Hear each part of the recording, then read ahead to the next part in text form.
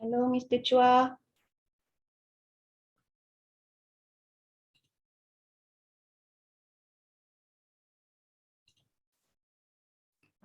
Hello, Dr. Farida. Sorry. No problem. Okay. Yeah, okay. So we still have a couple more minutes. Yeah. We are expecting around 100 plus. I think they will come eventually, kan? No, sure, no worries. No worries, eh? Okay. So I think we can start at 9, eh? Yeah. Okay.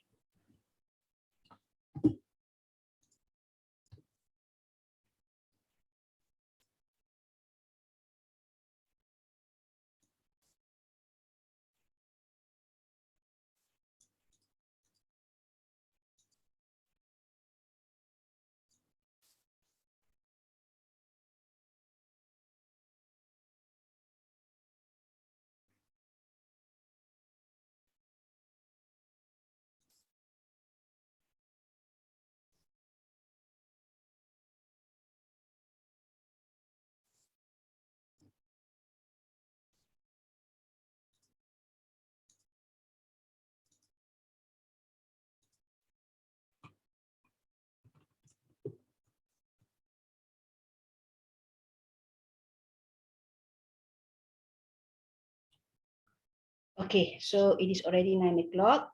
So Assalamualaikum everyone and good morning, Mr. Chua. So let's start our workshop today with Al-Fatihah.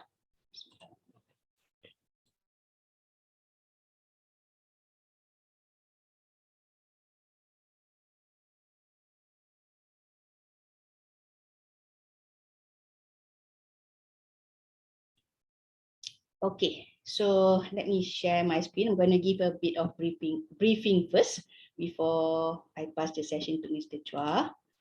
Okay, so let me share my screen. Okay.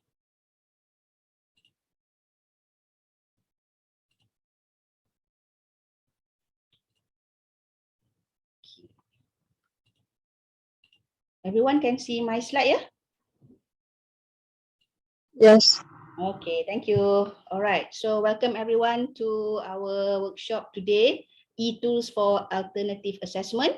Our speaker today is Mr. Chua Kiman, a senior lecturer from University Malaysia Sarawak. So all the way in Sarawak, he agrees to give a talk today. Okay, so the objectives of this workshop is to allow participants to be able to enhance their knowledge by learning e-tools for alternative assessment. Okay, and we hope that this workshop will be able to address 3 missions from the 7 missions of IIUM. We hope that we can produce better quality intellectuals, professionals, and scholars to nurture quality of holistic excellence, especially in the process of learning, teaching, research, consultancy, publication, administration, and student life. And finally, to develop an environment that instills commitment for lifelong learning and deep sense of social responsibility among staff and students. Okay, and let's talk a bit about our speaker today. He is a senior lecturer and he is teaching courses at the Faculty of Language and Communication and the Faculty of Cognitive Sciences and Human Development. His specialization is in e-learning, educational technology and instructional, and learning design.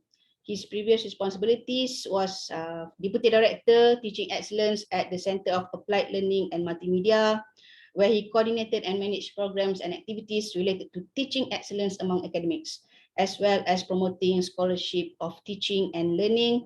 He had also been appointed as coordinator of e-learning at the same center for 4 years. He coordinated the blended learning and e-learning implementation at UNIMAS and headed the design and development for massive open online courses offered by UNIMAS. So inshallah, we are in good hands. We are in the presence of an expert. Okay, so I think I will now stop sharing. Okay, we have in this group, we have Training CPD. If you have any questions, please contact Training CPD, which is Sister Hilda. Okay, and now I will pass the session to Mr. Chua. Mr. Chua, the screen is yours. Thank you so much, Dr. Farida, for the introduction, and also thank you to IIUM for inviting me. I think this is my first time for CPD IIUM, and I wouldn't say I'm really an expert in this, area, but I would be more than happy to share what I have learned over the years, and also based on the workshop that I've conducted elsewhere in different parts of session and workshop. So I know some of you may have experience in designing your own alternative assessment, or you may know other tools as well. So feel free to share later, and whatever I know, I will share, and then we learn from each other. After all, more brains are better than one. All right. Okay, so I'm going to share my screen. Hopefully, yeah, I should be able to share this. Okay. I think you can see my screen, right? Yes, Mr. Chua. Yeah, let me just adjust. Okay, so the focus today is e-tools for alternative assessment. I intentionally kind of like, I purposely enlarged the word e-tools because that should be the focus. I would not dwell too much into alternative assessment, because I think you have been bombarded with all kind of workshop on this for the past 2 years, especially during the MCO, where you couldn't conduct your normal teaching and learning. Even until now, I think most of us are still doing it online or virtually, and it's very hard to do the normal assessment that we normally do in the classroom, or maybe in the normal setting, right? In different fields, I think there are different expectations when it comes to assessment. I know there are professional bodies restriction as well on certain things that you can do and certain things that you couldn't do and all that. So you are torn between different expectation from different parties, like from MQA, from university, from your department, and even from the professional bodies. But today the focus is to just introduce some of the tools that I've learned and also I've shared, and maybe in the coming coming semester, or even in the current semester, if you would like to try it out, you can do so. And it doesn't have to be online or virtual classes all the time. You can still use these tools during your normal hybrid or blended learning teaching. So it doesn't have to be like, because when you go back to the normal face-to-face classes, you tend to forget about the tools that you have learned. Actually, you can embed both, because it's always good to have these tools to help you in certain processes of assessing your students. All right, so let me just quickly start. Oh, this is an overview of today's agenda. Just a quick overview so that you know what is to be covered. I'm going to spend about maybe less than 30 minutes on this one, just to highlight what are the important elements of alternative assessment, and then why and how and all that. But the key will be starting from 9:30 onwards, where we will probably talk about the tools that you can use for. I purposely pick a few of the strategies that we normally use, like open book exam, reflection, and e-portfolio. And then after that, we'll take a break, and then we'll continue with collaborative projects and discussion.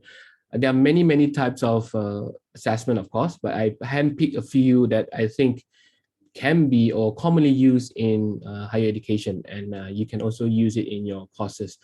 I kind of reverse a bit. Instead of focusing on the tools, I'll be focusing on the strategy, like for example, open book exam. Then I'll introduce 1 or 2 tools, not too much or too many, because you'll be overwhelmed with all the tools, but some ideas on what you can do with that kind of strategy, so that you know what is to be expected from your students when it comes to this kind of alternative assessment. All right.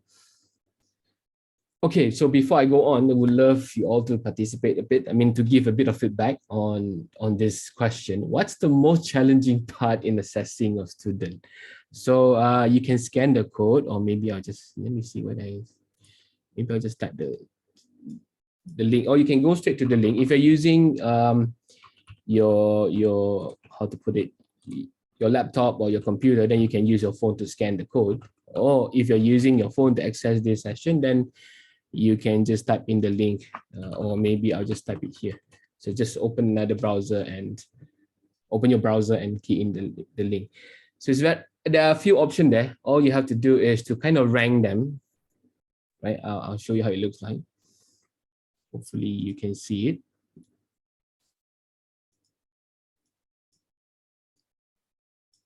Okay, let me just start this so that you can see it.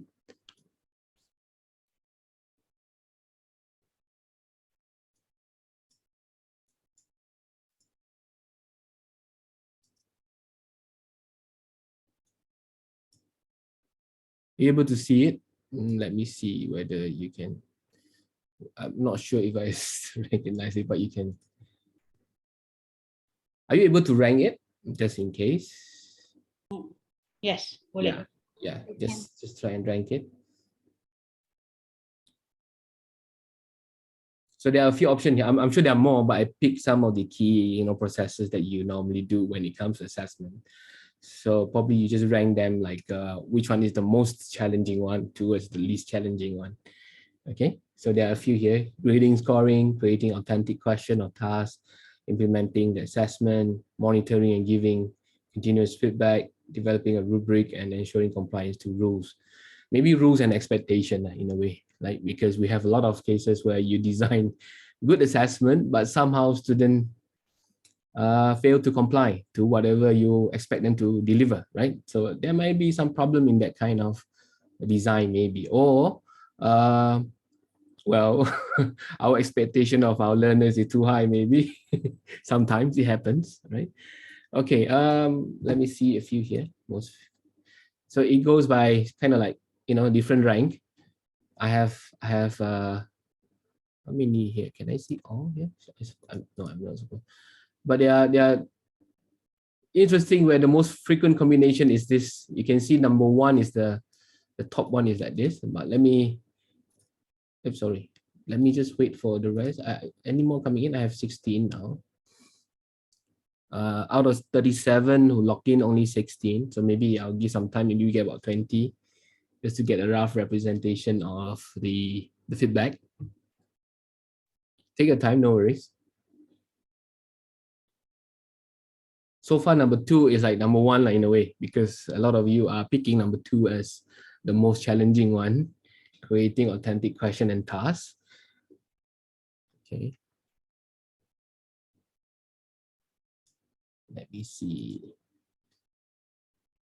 Now we have three. I mean, the frequency of the same pattern will be grading and scoring, but still you can see grading and scoring and creating authentic tasks are quite high. Implementing, not so much, only two. It's interesting where, you put this kind of ranking and then you see same ranking among, some of you, like 3 actually gave the same ranking. It's very, it's not like everyone is giving different. Sorry, I don't know why I keep pressing this one. It should be this one. Any more? Let's think, just in case. But nobody seems to be worried about, not to say nobody, let me just check here.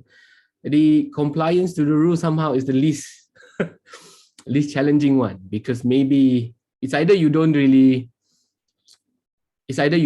bother about that, or maybe it's something that you can rectify, because it's the challenging part, right? But this pattern is quite interesting, where grading and scoring is lower. But I think the pattern is quite similar to the first one, where not majority like 3, but I can see if I were to go one by one, you will be able to see that grading and scoring and creating authentic questions and tasks are quite challenging, and then followed by implementing in terms of how do you deliver it, like, using different tools, using different platform and all that is quite challenging as well.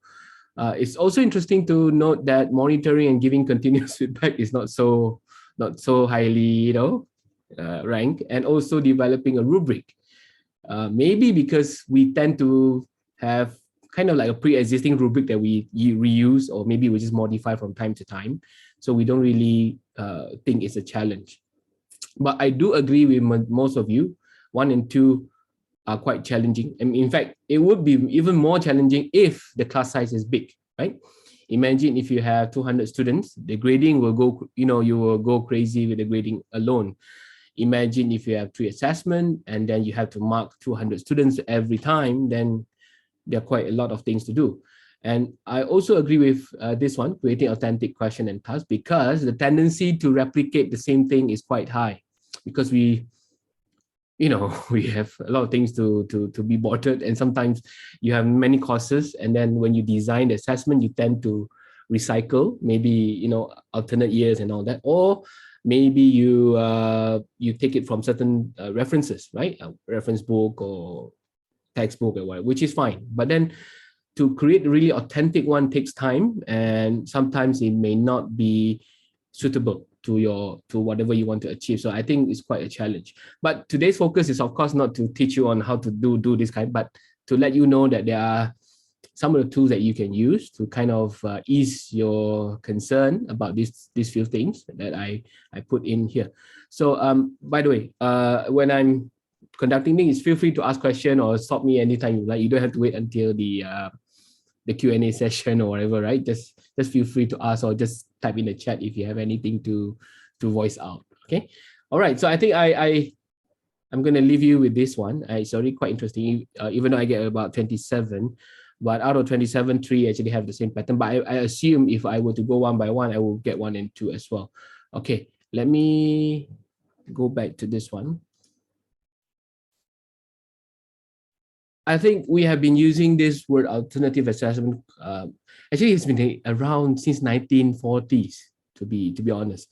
But the terms has suddenly become popular during the time when we talk about 21st century learning and when we try to avoid all this standardized testing and all that. The concept of alternative assessment has been around for so many years, but I think in Malaysia it kind of intensified during the MCO and or during the pandemic, because suddenly everyone realized that we need to do this, even though you have been doing it for many years. Just that there are certain elements of alternative assessment that we don't really pay attention to. For example, I personally do not like the word alternative because it's been around for quite some years, and if we kept talking about it as an alternative, it feels like it's not important. Kan? It feels like it's not really crucial in the teaching and learning process. It's just an alternative. I would prefer the original name. You know, it originally is called authentic assessment, right? But somehow along the way, the term alternative assessment become the dominant word because it's considered as the alternative to the standardized testing or the traditional way of formal testing, right? The bottom line is anything which is against or going away from the standardized testing or formal kind of testing is considered as alternative assessment, right? But I prefer authentic because that's the focus of alternative assessment anyway, because we try to avoid measuring students or measuring our learners in terms of one-off product, like for example, final exam or midterm exam. We just measure them one-off. Once they get out of the test, we don't know what's happening. No, we don't know whether they really understood whatever we have, delivered whatever we need to deliver.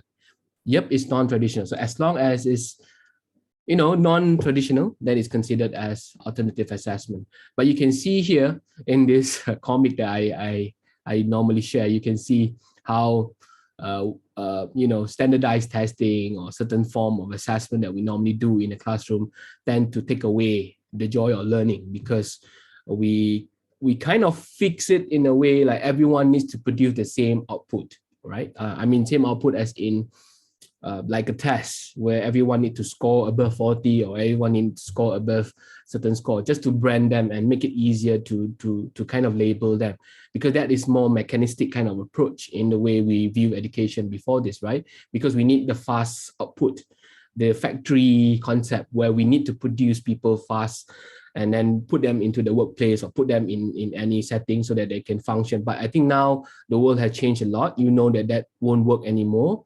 Even if they score, perfectly in your MCQ or in your final exam test, some of them may not be able to function well in the workplace due to the kind of, I wouldn't say it's a weakness of the traditional testing. It's just that it measures a singular spectrum or maybe a singular ideation of how we measure students' ability. So alternative assessment, as the name suggests, is an alternative to look it at a holistic manner, from a broader sense of measurement of students' performance. Okay, so you can agree and disagree with this. I personally disagree with some of this. For example, when you talk about traditional assessment, it says here inauthentic test.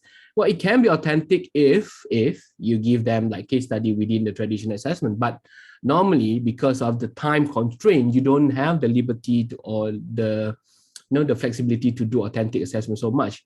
You tend to change it into MCQ, right? In a normal authentic setting, you don't how to put it, you don't do MCQ in workplace. Like, you know, you need to demonstrate how you understand certain concept, not through MCQ. You should demonstrate through different manner, for example, right? But I'm not saying that traditional assessment has no place. Later on, we will see that traditional assessment has its place still, but the focus is still on this part. It's like a balance between the two, right? And it says here, alternative assessment untimed exam. Oh, it can be time if you want to. If you give them 6 hours, it's still time, right? If you say untimed, means you can give them forever, right? I mean, you get what I mean? So you can disagree with and agree with this kind of categorization. I don't really like this kind of, labeling of these two, but as long as we know what are the elements of both, then we can make use of both strategies in our teaching and learning process, right? So this one, later on when you get the slides, you can refer to all these references, and you can see similar trend in labeling this kind of traditional and non-traditional or even alternative assessment. Okay, so these are the common. So whatever assessment that you're talking about, when it comes to alternative assessment, there are 3 important elements that keep on repeating. And if you do, literature review, or when you refer to different type of interpretation of alternative assessment, you tend to get this kind of 3 categories. I see somebody raise their hand. Question from Dr. Samsudin, or? Yeah. Yes. Sure. Certainly, yeah. Just now in the slide, I was very much interested in it says that alternative assessment or authentic assessment is classroom based and not. The question is, can authentic assessment be standardized or be standard? Alternative assessment be standard as in, let's say we have like macam 5-4 classroom taught by different lecturers. Yeah. So we have this one standard authentic assessment. Is that possible? Possible. I mean, when it comes to standardization, I think it's more on the scoring and grading part. But the standardization in terms of the question itself, you can kind of standardize the how to put it, like the form, but you can allow some tweaking if, let's say, you're teaching different classes of the same course, but they are from different discipline. Maybe there's certain element there that you can tweak so that it fits to that discipline. If everyone is from the same discipline, then you can have that standardized, kind of like very standardized test. But again, the output shouldn't be, how to put it, you shouldn't expect the output to be the same across. Then it becomes very traditional, because you know what I mean? It's like everyone sitting for the public exam, you expect them to come up with the same output. Like if you're taking SPM or whatever, they give you one question, and then if you don't know how to answer that question, then that's it, right? But if in authentic assessment, you should give room for every discipline to excel. Kind of, they are not handicapped because of the lack of knowledge in that discipline. For example, you are teaching a very generic course, and that course is taken by different discipline, right? And the topic is very geared towards, let's say, medical field. So those who are non-medical, they are of disadvantage. They may not be able to perform well in that assessment because they may not have that knowledge of that, medical setting, or maybe law setting or whatever. So that is where alternative assessments come in. You can have a standardized expectation or learning outcome, but there are some element of personalization involved in terms of, not to say you personalize according to each individual, more to the discipline or more to your target group. I hope I answered that. So you can have some form of standardization, but not too rigid. Yeah. Okay, thank you very much. Because if it's too rigid, then you fall back to the traditional way. Because the idea of alternative assessment here is this one, design based on authentic task with real world application. But if it's very generic, let's say you're teaching, I think language is the most how to put it, easy way of cutting across field. But then you still have to look at the relevance of it. Like, for example, doctors do not communicate or do not have to send in resumes, for example, right? For example, doctors normally, they don't prepare resumes so much because they are kind of like, after they completed their housemanship, and then they will join the workforce immediately, for example. So they don't see the relevance of preparing resumes, right? So if you're teaching them resume or you're teaching them professional setting, then you might want to think, doctors are not really need this. So what should I do? Maybe you can ask them preparing resume for promotion or applying for specialization. So a different kind of focus now. But if you're teaching, a different field, they need to apply for a job, then the kind of thing that you teach them in terms of preparing a resume will be different. So this is where alternative assessment comes in. If you standardize that, you make a test, like a final exam across all disciplines, and they answer MCQ or they fill in the blank on what are the components of resume, it doesn't make sense, because resume is not about answering the component of what do you need to have in resume and all that in MCQ format. It doesn't make sense. So that's the beauty of having alternative assessment or authentic assessment, because you can get towards this kind of real world application. But again, goes back to your survey just now, it's not easy. If you're, different field will require you to be, familiar with the setting and how to get towards that needs. But the focus of alternative assessment is always the process again, and you would need to encourage students to do self-reflection and monitoring actually. Now, why do we assess the process more than the product? Because the product itself, if you just measure the product alone, for example, it will go slightly towards the traditional way, because that's the product that you see. So in alternative assessment, if you notice all the things that you have heard, like, Eportfolio and whatever it is, it focuses on the process, because you need to see how they prepare the portfolio or whatever. So the focus is more on the process.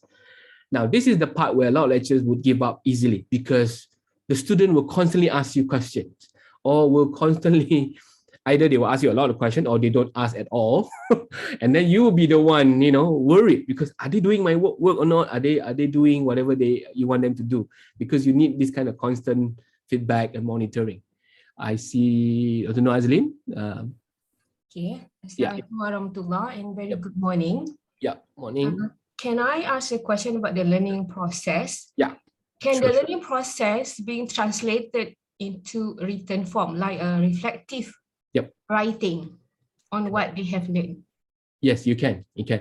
So in alternative assessment, it means thank you. You try your best to, how to put it, you try your best to make the learning process visible. I like that question from Dr. Nazlin in terms of, because if you just, okay, let's say final exam, right? They go for the final exam or midterm exam, they sit, you mark, and then that's it. You don't know, what they do before, or maybe they just memorize the fact 24 hours before your exam, and then that's it.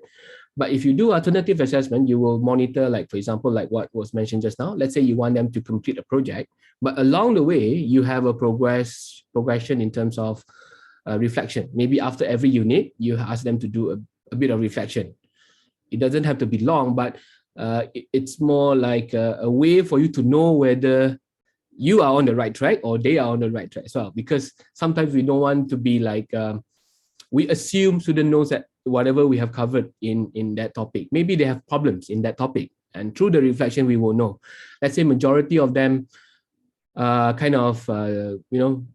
do not really understand certain aspect of your whatever you have delivered in the class or maybe in your lecture, so that you need to kind of rectify that.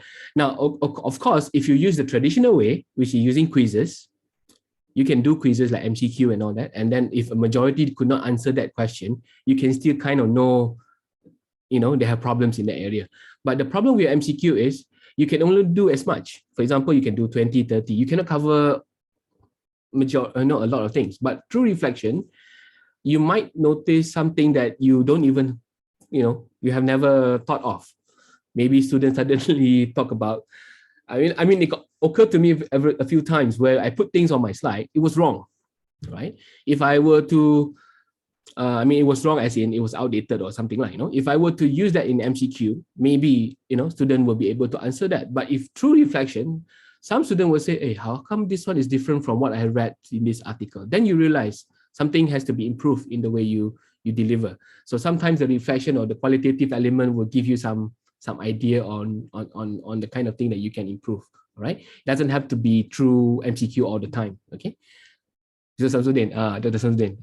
Yes, another question. When you say just now point number 1, assess the learning process. Yeah. Do you mean giving marks to the learning process? For example, one observation is that certain lecturers, when they do a project, right, they allocate like 1 to 2 marks for students to come for consultation. Now, when that happens is that, yes, that's the process there, but it later then becomes kind of artificial when students actually do that, just for the sake of marks, and the quality of the consultation itself is just for the sake of getting that mark for consultation. What is a comment on that? Yeah, I mean, that's the carrot and the stick process where you kind of want them to take the effort. Now, 1 or 2 marks maybe, I would agree it's still artificial. I would prefer if you, instead of allocating marks for them to meet you, you might as well allocate marks for them to reflect critically, right? So don't give that kind of marks like for participation or for consultation just for the sake of giving it lah. You can allocate, like in my case, every assignment will have 5% on reflection. So they need to reflect critically. If they just simply reflect, or because the scale is 1 to 5, if they just regurgitate whatever you have mentioned in the class and they have learned this and all that, then probably they will get 1 or 2. But if they can reflect critically on what you have taught them in the class or what you have covered, then you can give higher marks. So that motivates students to constantly, actually they don't have to consult you if you do that, because they will ask a lot of questions in your classes, supposed to be, because they know that if they don't ask questions or rectify whatever they don't understand in the class or during your lecture, when they do the reflection, they may not be able to write a critical one because they don't understand what you're talking about, right? So it works both ways in a way. So if you design your reflection well, or your kind of progression, the allocation of mark well, they will do it well. I mean, I'm not saying everyone, but majority will tend to focus on the need of be more active in the classes, right? Of course, you don't, like I say, I mean, 1 or 2 marks for consultation, that can be done, but like you said, along the way or for long term, it feels like very artificial, right? So one way to overcome that is to change it to, more like a reflection type. Later on, I'll share some tools that you can use. I saw Prof. Mira. Question from you, or you want to add on? Yeah, no, thanks so much, Kiman. First, thanks so much for being here. I really appreciate it. Kiman is one of my sifu, so I'm truly honored to have you here, Kiman. And yeah, just to add on that, on the reflections part, I agree, and it's not only visible learning for the students, but also visible learning for us. The students can see that we are actually trying to improve every time, every sessions. So, but also another thing that would be important to be embedded in the reflections is the criteria or sort of rubric. A very rough rubric would actually be okay, as long as the students knows what are the expectations, not as simple as exactly like what Kiman mentioned earlier, as just recalling things that they have learned in the class. I think that would defeat the purpose of reflections. But if they can sort of knows what is our expectations in that reflections, that will be very helpful for the students. Yeah. Thank you so much, Kiman. Really great. Thank you. Yeah. I mean, usually it takes a bit of time for students to get used to this. You don't expect them to get it immediately in your first time trying it. You will see some changes in terms of the quality of their reflection towards the end of the course. Because the beginning, they don't know what you expect them to do. Slowly you give feedback and then they will improve. I think this is the beauty of alternative assessment, because you don't see it as a one-off thingy. You see it as a progression, and then you award marks on average, not like once they get 1, that's it. You're going to get 1 only. But if they improve later on, you get the average. Maybe instead of getting 1, they probably get 3 or 4, which is a higher from if you allocate 5%. You can even increase if you want to 10%, 20%, up to you, right? But the concept is not so much to penalize the student, is to give them opportunity to show that they are learning. And of course, as a teacher or as a lecturer, we want that to happen. We don't want them to fail. I know some lecturers love failing students in a way, like you're going to fail in my course and all that. But in a truer sense of education, we want them to excel. I mean, we want them to get whatever we have taught them, even to a certain extent. Even if they can't get everything, at least you expect them to learn whatever you want them to cover. It shouldn't be like the majority of your class fail and then you're happy because of everyone failed your course. It shouldn't be that way, right? I mean, in a truer sense of education or teaching and learning. And also provide sufficient flexibility. I think this is where I mentioned just now, you should not be too... By the way, I still see Dr. Nazlin still raising the hand. You still want to add on, or just in case? I know, sorry. All right, okay. Just in case ada tambahan, okay. Provide sufficient... I think this is the killing part, flexibility and autonomy, because from the lecture point of view, when you have too much flexibility or autonomy, you tend to get overwhelmed with the variety. And because of the variety, you tend to get frustrated because, how to put it, standardization is always easy to grade. I mean, not to say always, most of the time it's easier to grade because you have a standardized expectation, right? Like for example, you know, the typical MCQ format or whatever standardized, everyone get the score easily. But when it comes to assignment that you give them flexibility, they can use different tools or they can use different format, whatever they like. You get a whole, you know, different types of variety. And some lecturers will get overwhelmed and they do not know, you know, how to score, and maybe the rubrics is not clear.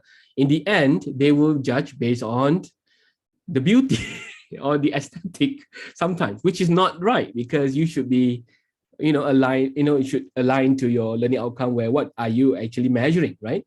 So you cannot say, oh, this student used a very nice PowerPoint, so I'll give more marks, even though the student failed to really deliver some of the content, or this student presented the content, but the layout was quite simplistic, or, you know, then you give lower marks. So this is where the rubrics will play a very, very crucial role to determine whether you are measuring the right thing or not.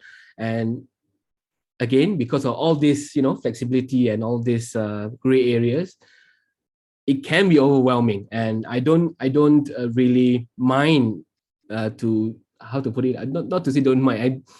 I'm okay with lecturers trying to go away from alternative assessment, because, you know, you can understand the difficulty, especially if you're teaching a lot of students, right?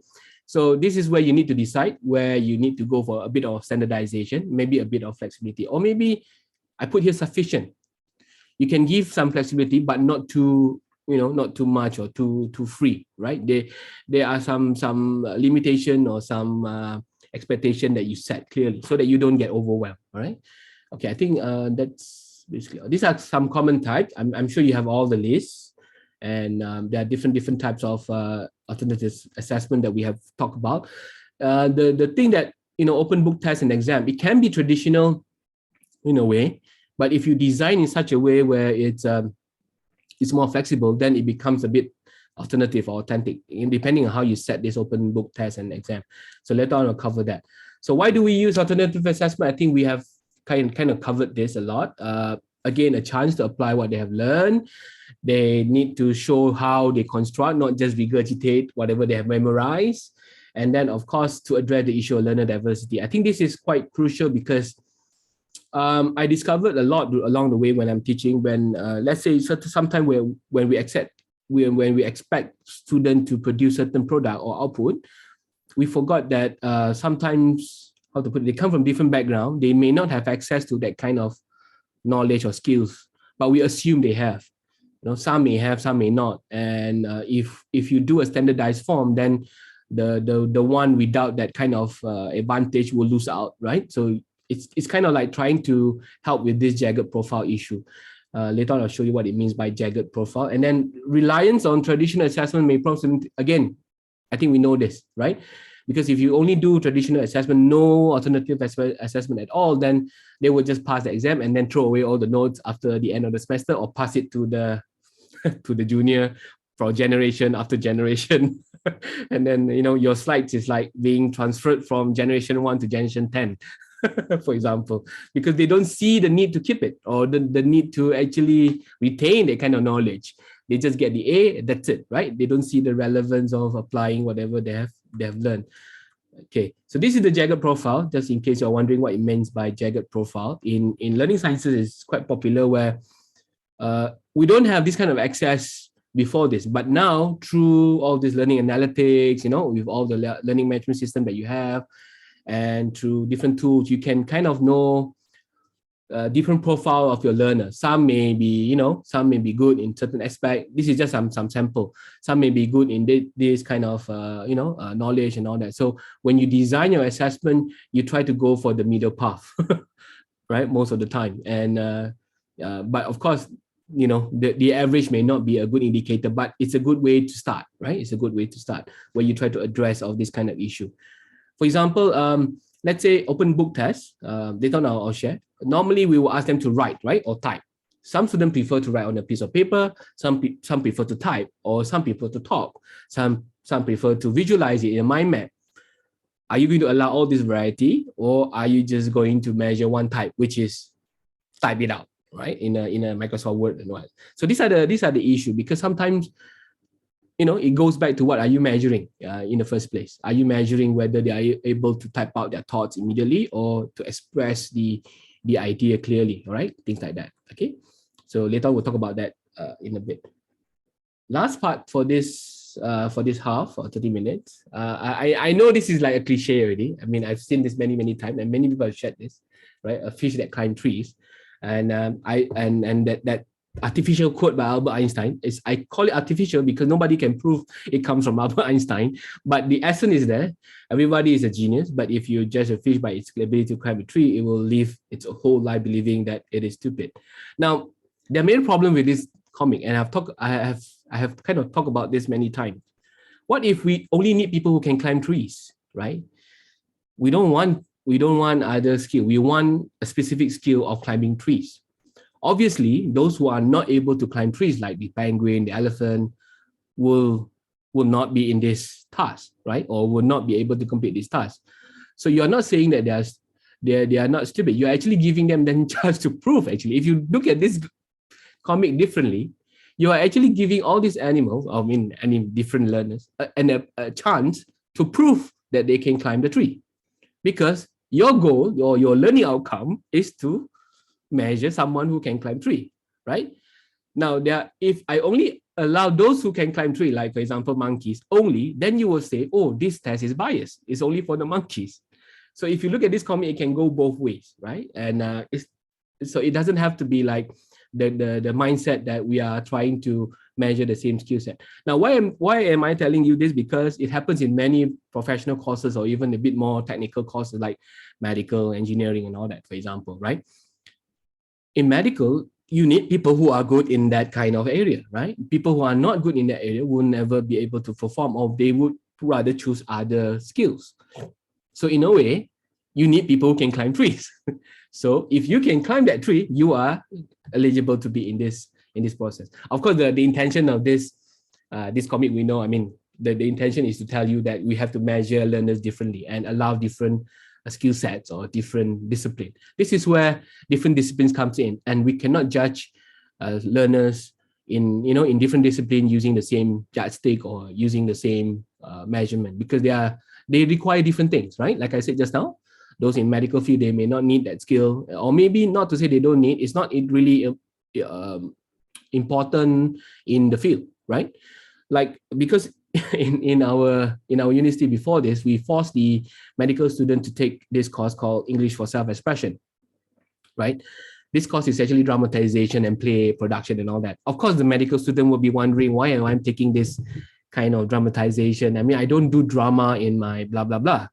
So what happened was we tweak it and say, okay, who knows, you may be in Grey's Anatomy, you may be required to act and all that. So or treat it as a cause for you to release your stress, after memorizing all this. So you treat it differently. But if you start to talk to them about all this technical skill or how to do drama, all this language and all that, they may not be interested because they don't see the point of them doing it. But if you relate it differently, then of course, they will appreciate the course. All right. I see Abdul Hamid raising his hand. Yeah. And there is something common between all of them. We can test all of them based on the common thing that they share. Yeah. But to force someone to be tested on things that he is not aware, or he can't do it, it is unfair. Yeah. Yep. But that's why in educational system, we have to have some common things. Yep. Among all the students. Then if you want to test them based on the skills that everybody has, then it is another way of assessment.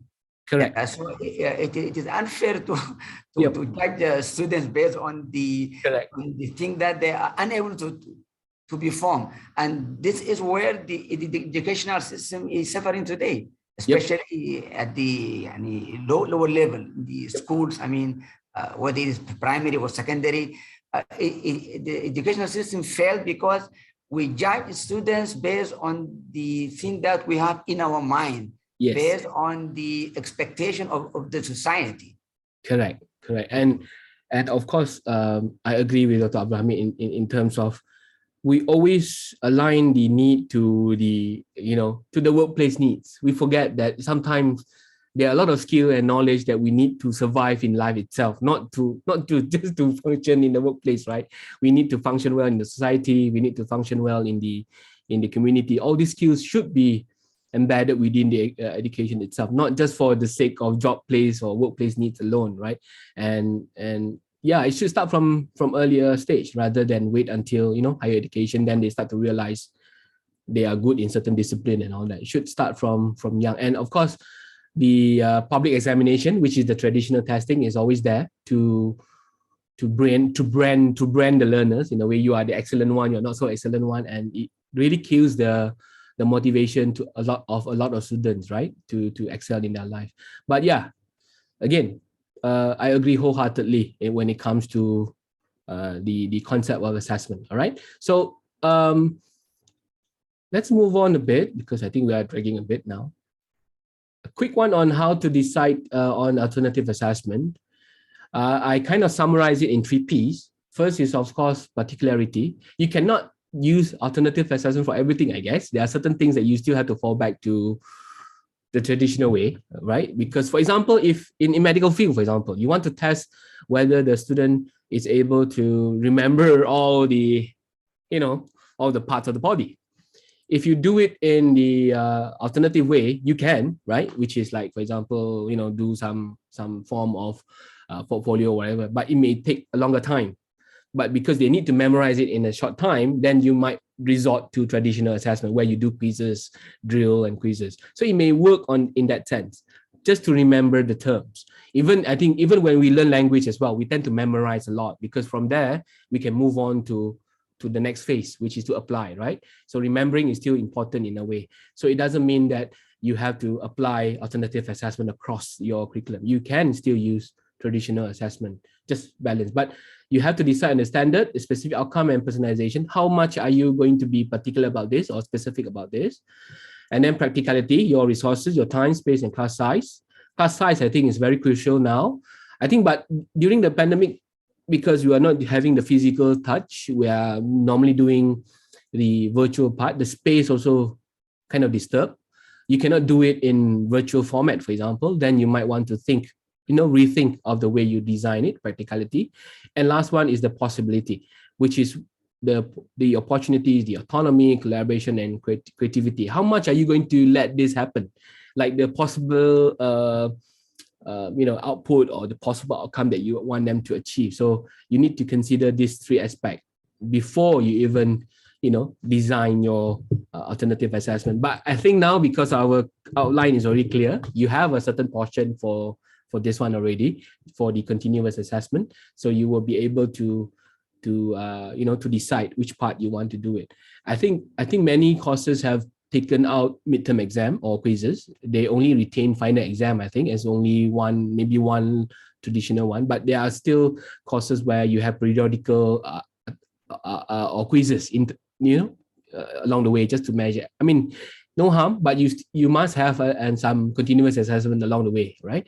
There are a lot of courses moving towards fully alternative assessment due to the pandemic as well, because they cannot do exam, so they change everything to alternative assessment. But I mean, there are pros and cons. Later on, you will see all these pros and cons, right? Agree with the customer education, but a lot of hard working on teachers. Yeah. You need to do a lot of hard work. That's why. Okay. Let's go on to the first one, open book exam. I think this one become very popular during the pandemic in Malaysia because we cannot do the normal exam, and we have to do. Some people still do exam in a way. They have that time frame of 2 hours or maybe 1 hour during using the platform. But there are many technical issues, right? Sometimes students cannot log in. Sometimes they got kicked out, or sometimes there are issue of all this proctoring where you are not sure whether they are the one doing it or somebody else is doing it, that kind of thing. But I think in any kind of assessment, that kind of problem exists, right? Even take-home assessment, assignment that you give them, you probably don't know who did it. Right? Because they can always ask somebody else to do it if they want to, right? I mean, if you are too concerned about that, then you have to use different way of testing or assessing their ability, right? Maybe ask them to present or meet you personally just to verify whether those content are from them and all that. Okay, but open book exam is quite popular because, again, we reduce the time frame. Not to say reduce, so we don't have that limit in a way, but we give them longer time, right? And the good thing about open book exam is you can give them more opportunity to refer to different sources, or maybe you provide the sources, right? Instead of just test them in the final exam, for example. Okay, now let's say final exam, you give them an essay question or maybe a case or scenario, and then you want them to answer within 2 hours, right? What they will give you within the 2 hours would be the one that they remember, right? And whatever they remember means whatever they have memorized before or whatever, that's it. If they don't remember anything, then they will not be able to write a good one, right? And then you label them, okay, you are not a good student because you failed to answer my question in this exam. But then when you talk to this student, suddenly you realize he has a lot of good ideas, and it happened, I think, in many cases where they fail the exam, but when you talk to this kind of student, they are able to express their view quite well. It means maybe because of the anxiety or the test kind of stress and all that, they don't have that kind of memorization ability and all that, then they just produce a very minimal output. But if it's open book, you give them chance to refer to whatever they want. It's like an assignment, but in a shorter time frame. I mean, not like 1 or 2 weeks kind of assignment, right? You probably will give them maybe 12 hours maximum, I think. Some maybe give 5 hours or 6 hours, depending on your requirement or your expectation. But the popular one is always case study and case analysis. This is very popular in open book exam because you don't want a singular answer, right? If it's a singular answer kind of question, then there's no point doing open book exam because the answer will be the same and everyone will be sharing the answers in WhatsApp group or in whatever they like, and everyone send you the same thing. So this is where you need to decide whether your course outcome or your learning outcome allows you to do this. If you're teaching, for example, courses like, statistics or math that requires a very definite answer, then you may not need this kind of open book exam. You might want to go back to the traditional way of measuring them within 1 or 2 hours, or you embed it within a different scenario. So the answer will be different, but the steps or the statistic that they use is the same. Let's say, for example, everyone will be using t-test or maybe ANOVA, for example, but the output will be different because they need to pick different target group or population or whatever, depending on your scenario. That will be very, very tricky because you need to think of all this possibility, right? That's why a lot of lecturers, they give up doing this. So they will go back to the same answer, but no harm. And or you can expect same answer, but different input. I mean, same answer as in same statistical analysis, but different input. That means you reverse the table. Instead of you giving them the input, they find the input.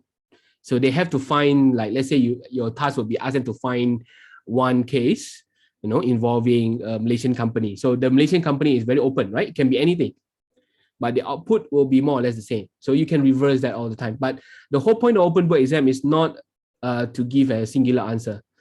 Or, when answer can be, if you can be extracted from material, then no point. I think a lot of cases during 2020, I think some exam were using replicated questions from online sources, right? And students Google it and then they get the exact answer.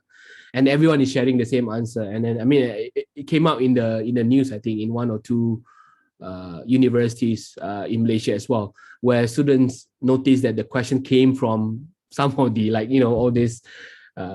all these portals on the website that gives the answers immediately. So that kind of thing, right? Of course, the clever one will paraphrase, or the clever one will just change a bit here and there just to submit to you. But the bottom line of open book exam, it shouldn't be the same, right? So what are the tools that you can use? I think in terms of designing the question, I wouldn't want to cover today, or I don't have any tool for that, but I have a tool for you to give feedback, right? Because I think imagine if you have, because it's open book exam, the tendency for it to be a short essay or essay format will be higher. And when you have essay or short essay, you don't have time to really give feedback, meaningful feedback. You may be able to grade them, you kind of know how to grade them. But if you want to give feedback to your student, because the idea of an alternative assessment is to give feedback as well. You cannot do alternative assessment, but no feedback. You just keep it to yourself. Or after the semester, you just give them the marks. They don't know what happens.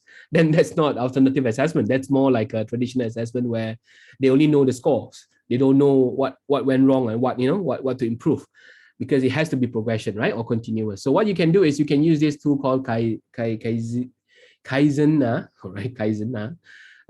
You can install it. Let me just show you now. You can go to Google Doc first. So you just open any Google Doc. Let's say I use this. Okay. Let's say every student will submit to you the how to put it, the open book exam answers using Google Doc. In my case, I require them to use Google Doc. The reason is I can monitor they do it here, because if they do it in Microsoft Word and all that, you don't know where they copy and paste from. All right, because this one you kind of know, the Google Doc you can still check using the similarity checker and all that if you want to, and because it's soft copy, you can always verify if you want to. And of course, the beauty of Google Doc is you have add-ons to help you. So let's say I mean, just in case you're wondering what it means by open book exam, is like this one. This is an example. Read each scenario carefully and write your answer. Plan your answer before you write. Let's say this very open-ended. Like our school doing it now to prepare our students for the future. State your position and use at least 2 examples from your experience as a student and integrate what you have learned about 21st century education. Let's say this topic is about preparing our learners for 21st century learning, for example. So it's very open-ended. So you're going to expect different responses, but your rubric is clear. Your rubrics is not judging about the same answer, it's judging about the quality of the arguments, how they justify their claims, whether it's aligned to the 21st century learning concept and all that. So you have your rubric clearly. But if you take this in, students submit, and then you keep it for yourself, and then you give them marks, you get 9 out of 10, for example, the student will not be able to know whether they do it right or wrong. And they are in the dark, right? And when they go for final exam, for example, they'll probably just expect the same thing because you didn't give any feedback. So they will probably write the same way they did in this kind of test, right? So what you can do is you can provide feedback, and one or two to help you to ease the process is this one, Kaizena. So you can just go to add-on here. So you can get or manage add-on or get add-on.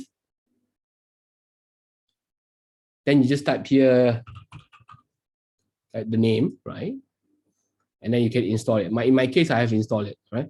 Now, this is for your end, not for the student. Student do not have to install, right? They can see the feedback, right? Because once you give the feedback here, they'll be prompted to play the feedback on the site. So this is how it looks like. Let me just open it. You have to sign in through Kaizena first. If, like in my case, I have logged in. So if you are not logged in, you will be asked to log in, right? And you can type in your university. I think all the universities in Malaysia, they have in the list as well. So what happened is, let's say you read this feedback, right? There's some problem here and there. You want to give some comment. Normally, you will use this kind of, normally you will just highlight and then this one, right? Okay.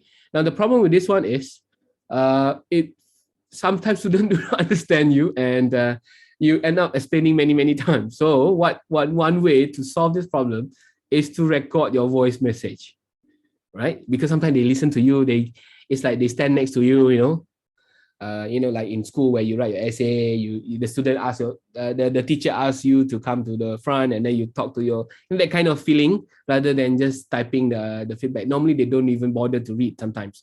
So what happens is, if you type voice message, and then it will start recording whatever you say here, blah blah blah blah blah blah, and then you can stop and post. So you upload your voice. So a student will come and then click, it will listen to your voice, explaining about what went wrong with this part. For example, this is just example, yeah. So if they play, then it will start recording whatever you say, so they will listen to your voice, you know, in a way. I think this is more personalized, and when I did it with my student, they love this more than the text, because they feel like actually if it makes you feel like you are very responsive, actually maybe you just pick one or two, but how to put it, it makes them feel like you actually read lah, you know, maybe you skip here and there just to quickly glance through, for example. But when you do this, it gives that sense of student appreciate your feedback, right? As compared to, you know, all this highlighting. And I know sometimes we get overwhelmed with the you know, track changes, with all the red lines, delete and you know that, and students get very frustrated because they see so many red lines coming in and out for their work. So if you do this, at least they rectify it on their own, right? Yeah, mode can be used as well, MOTE. That is also another tool that you can use. I saw somebody say Google has a similar tool for feedback, but I have not checked on the voice input. Yeah, because Google Classroom is embedded with all the Google apps, so the Google Docs is also within Google Classroom, so you can use this. There's another tool before this, but I think they stopped. I can't remember what was it, but they stopped the support for the add-on, so it went very problematic. But I think MOTE and Kaizena is still quite useful. Another one that popular in school is called Kami, right? Kami is similar, but it's also popular. The point here is you must give feedback to your open book exam, and you don't have to comment everything, but you can even give a general comment if you want to. You don't have to like comment line by line, you know, part by part, but you can give a general comment on this response by your student, for example, that kind of thing. And if you set the skill or rubric clearly in Kaizena, you can create a rubric. All right. So you can add the skill here. Let's say like this one, it gives you some suggestion here. All right. So let's say your skill is justifying claims, right? Oh no. Can I add? Oh, I have to pick from the list. I think, oh, let me see. Supposed to be, maybe I have to add in my account, right? But let's say I pick this one, right? Continuity. I think you can add your skills in your account. So you have to go to Kaizena website and then add the skill. I think because these are the skills that I inputted before this, like all these things. So let's say conclusion, you just put in all your rubric, all right? So add costume rating. So you can have like 5, maybe 5, right? And then 5. You can add summary if you want to, like your overall comment and all that. So save as template if you want, create. So this template will be saved into your account so you can reuse it. Okay, what happened is from the student point of view. So this is skills, where is it? So from the student view, you can actually tell them, okay, for continuity, you get how many marks or how many points and all that. So I think this is an added feature which is not in other tools within Kaizena. So you can have rubric as well. Of course, in Google Classroom, it's already embedded in the assignment rubric. So you can also do that, right? Depending on how you want to make use of this tool, right? So feedback and then rubric is clear, and it makes it easier as well in a way because you don't have to write all the feedback all the time. So you can just say out the general comment and then they will improve on that bit. I think marking is a very tedious process before this. If they write on a piece of paper, you have to, do the marking and then you have to write. Now, I always tell my colleagues, like for example, in midterm exam or final exam, they tend to write a lot in the comment. I said, the student will never read your comment. The only person who will read is the auditors who check your course portfolio or, when you submit to MQA, the student never have a chance to read your comments, right? Unless you give back. I think I have never seen anyone who actually gave back the final exam paper to the student. Anyone here did that? No, right? I mean, you write so much and then you give them very constructive comment, but they never have a chance to read that, right? And they will forever be in the dark. What went wrong with my final exam? I get 2 out of 40. What happened to my final exam, for example, right? They won't know. And of course, when they come and see you, then you will take it out and then you will explain. But how many would actually do that? Will be able to do that? Because by the time we start marking, by the time we started marking, they'll be probably on holiday already, right? But the beauty of all this digital and virtual setting is like you can do this real time and immediately. You don't have to be so worried about keeping it to yourself. Of course, there are certain policies as well. I know there are some universities policy where you cannot give back the assessment before the marks are endorsed, kind of thing. You can only give out after the marks are endorsed. I mean, depending on your policies. But of course, that is the traditional final exam. But if it's traditional, I mean, if it's continuous assessment, like assignment or all this analysis case study, it should be continuous, and the student should be able to see your comments. You shouldn't be so protective about the comment. After all, you want them to improve, right? I mean, like my colleagues, they complain a lot about the student not improving. I said, you never give them the comments. I mean, how on earth are they going to improve, right? They kind of dilemma and conflict sometimes. Okay, so this is one. Next one would be, oh yeah, by the way, if you are teaching, if you're using this Kaizena as a other form of continuous assessment, it doesn't have to be open book exam. You can also share content, or even like, where was it? Text message and all that. You can also post lesson, right? Lesson here you have to upload to your dashboard first. Lesson here can be from your video or from other people's video, and then it will or link. You can upload links, video, and all that to your dashboard. So let's say you don't want to, like this one, I don't want to teach them how to cite all the time. So I just, put here. So I just, where was it? So I just select here and post. So they know that, okay, learn how to cite from here, so that I don't have to keep on repeating myself on how to, so you can embed resources for them to refer as well. Okay. So whether or not they refer to that, that's another issue lah. But at least you put there that they need to refer to that source. All right. Okay, like you can see here, they also embed videos and all that. So I think it's quite useful. Kaizena is quite useful and friendly, and it doesn't really take up a lot of space. So quite useful tool for not just for open book exam, actually, for any project using Google Docs, right? Okay, another one that I think is quite interesting. I learned this from my colleagues using Google Slides. I think this kind of opened up my mind a bit, because normally when we talk about open book exam, we tend to reflect it like a essay format, and everything. So what happened is this colleague of mine, I kind of get the idea from my friend there. The exam is in a slide form. You can see here, because I think when I come to think, quite true, because preparing slide is not easy as it seems, because you have to read, you have to summarize, you have to think what to put on your slide. So it's still measuring the same, analytical skill, whatever skill you want to measure. It doesn't have to be in the form of essays. Even essays, sometimes long-winded kind of thing. They write long, but then no essence kind of thing. So if it's slide, it somehow condenses it. So you can see some sample here later. This one, I tested out once, but I'm in the process of kind of gathering the feedback from the learner, because I just tried this out. For example, this one, this is a slide format. You can see, I don't know whether you can you?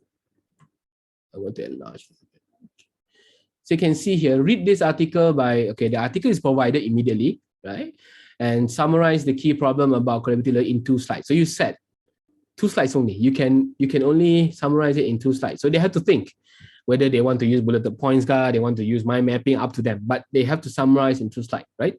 Based on your summary, reflect on the problems and explain whether they still exist today. Because this was in 1995, right? So many years ago, they're talking about the problems with collaborative learning. So they still have to decide whether they still exist today. Then propose a practical solution to the problem that you have identified. So maybe they identified 3, so they have to propose 3 solutions to that problem. But again, do this in maximum 5 slides. So this is 5, this is 2, so 7 slides, right?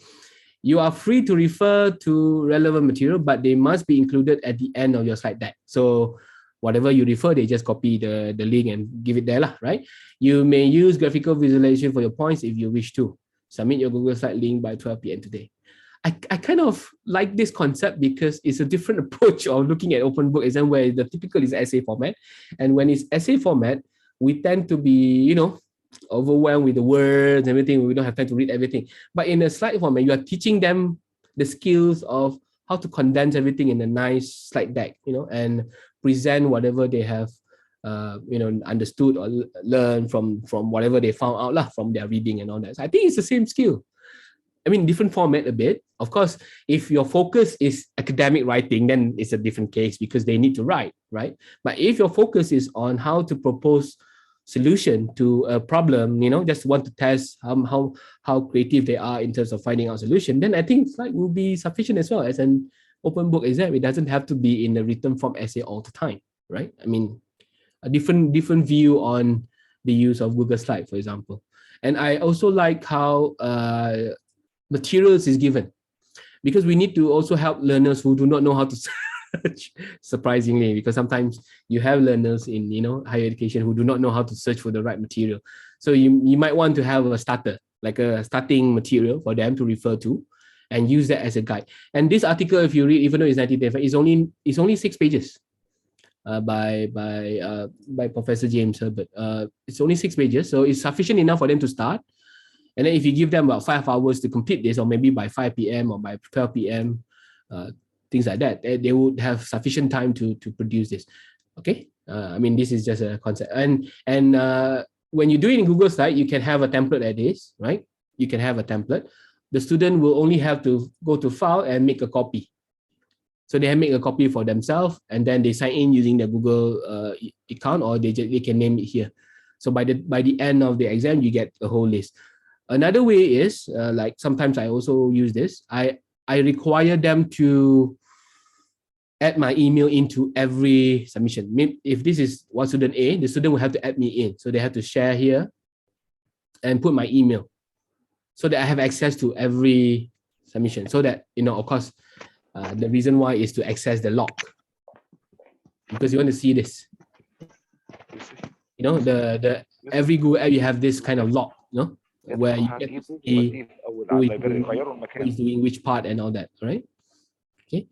Dr. Novina, my colleague used writing a journal with template given with, can. Meaning it doesn't have to be in a, essay format all the time. I know some actually did open book exam using mind mapping, but the problem with mind mapping is that's too visualized, and then they're not really structured. So they end up doing very simplistic mind map, and then the expected output may not be that good. But you can always have like what was mentioned here with certain allowance of graphic, right? You can have how many percent, like you can only put like 30% graphic and all that. So it's not bad, right? So as long as students are clear. And if you're doing open book exam, it's always good to ask students to list the resources they refer to. It doesn't have to be in APA format. If they don't have time to do it, they just have to put the link or put the title of the book and everything. All right, so that shows the kind of like give them the chance to prove their accountability, like in a way. Because if you don't tell them, they assume or they will try to copy paste certain parts. But if you ask them to put it there, the tendency to copy paste may not be there. Maybe they refer to it, but then they paraphrase, or they use tool to paraphrase, but at least there's an effort to change rather than just copy and paste blindly. Okay. I think that's for open book exam. What's the time now? Okay, 15 minutes. I think we can cover. So that's open book exam. And next one will be reflection. The reason why, if you notice what I put here, is the open book exam, reflection, and also Eportfolio. These are individual, more like individual type. So the second half of this will be more to the team or the group base, right? So these are the individual one. Reflection is individual.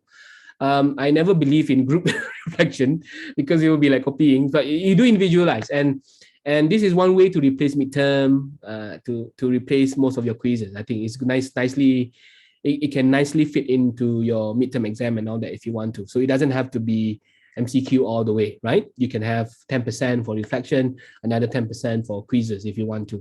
Okay, let's say reflection, we talk about this just now, and it can be in oral or written form, usually in a more concise yet impactful manner. I think we know this already, the written part.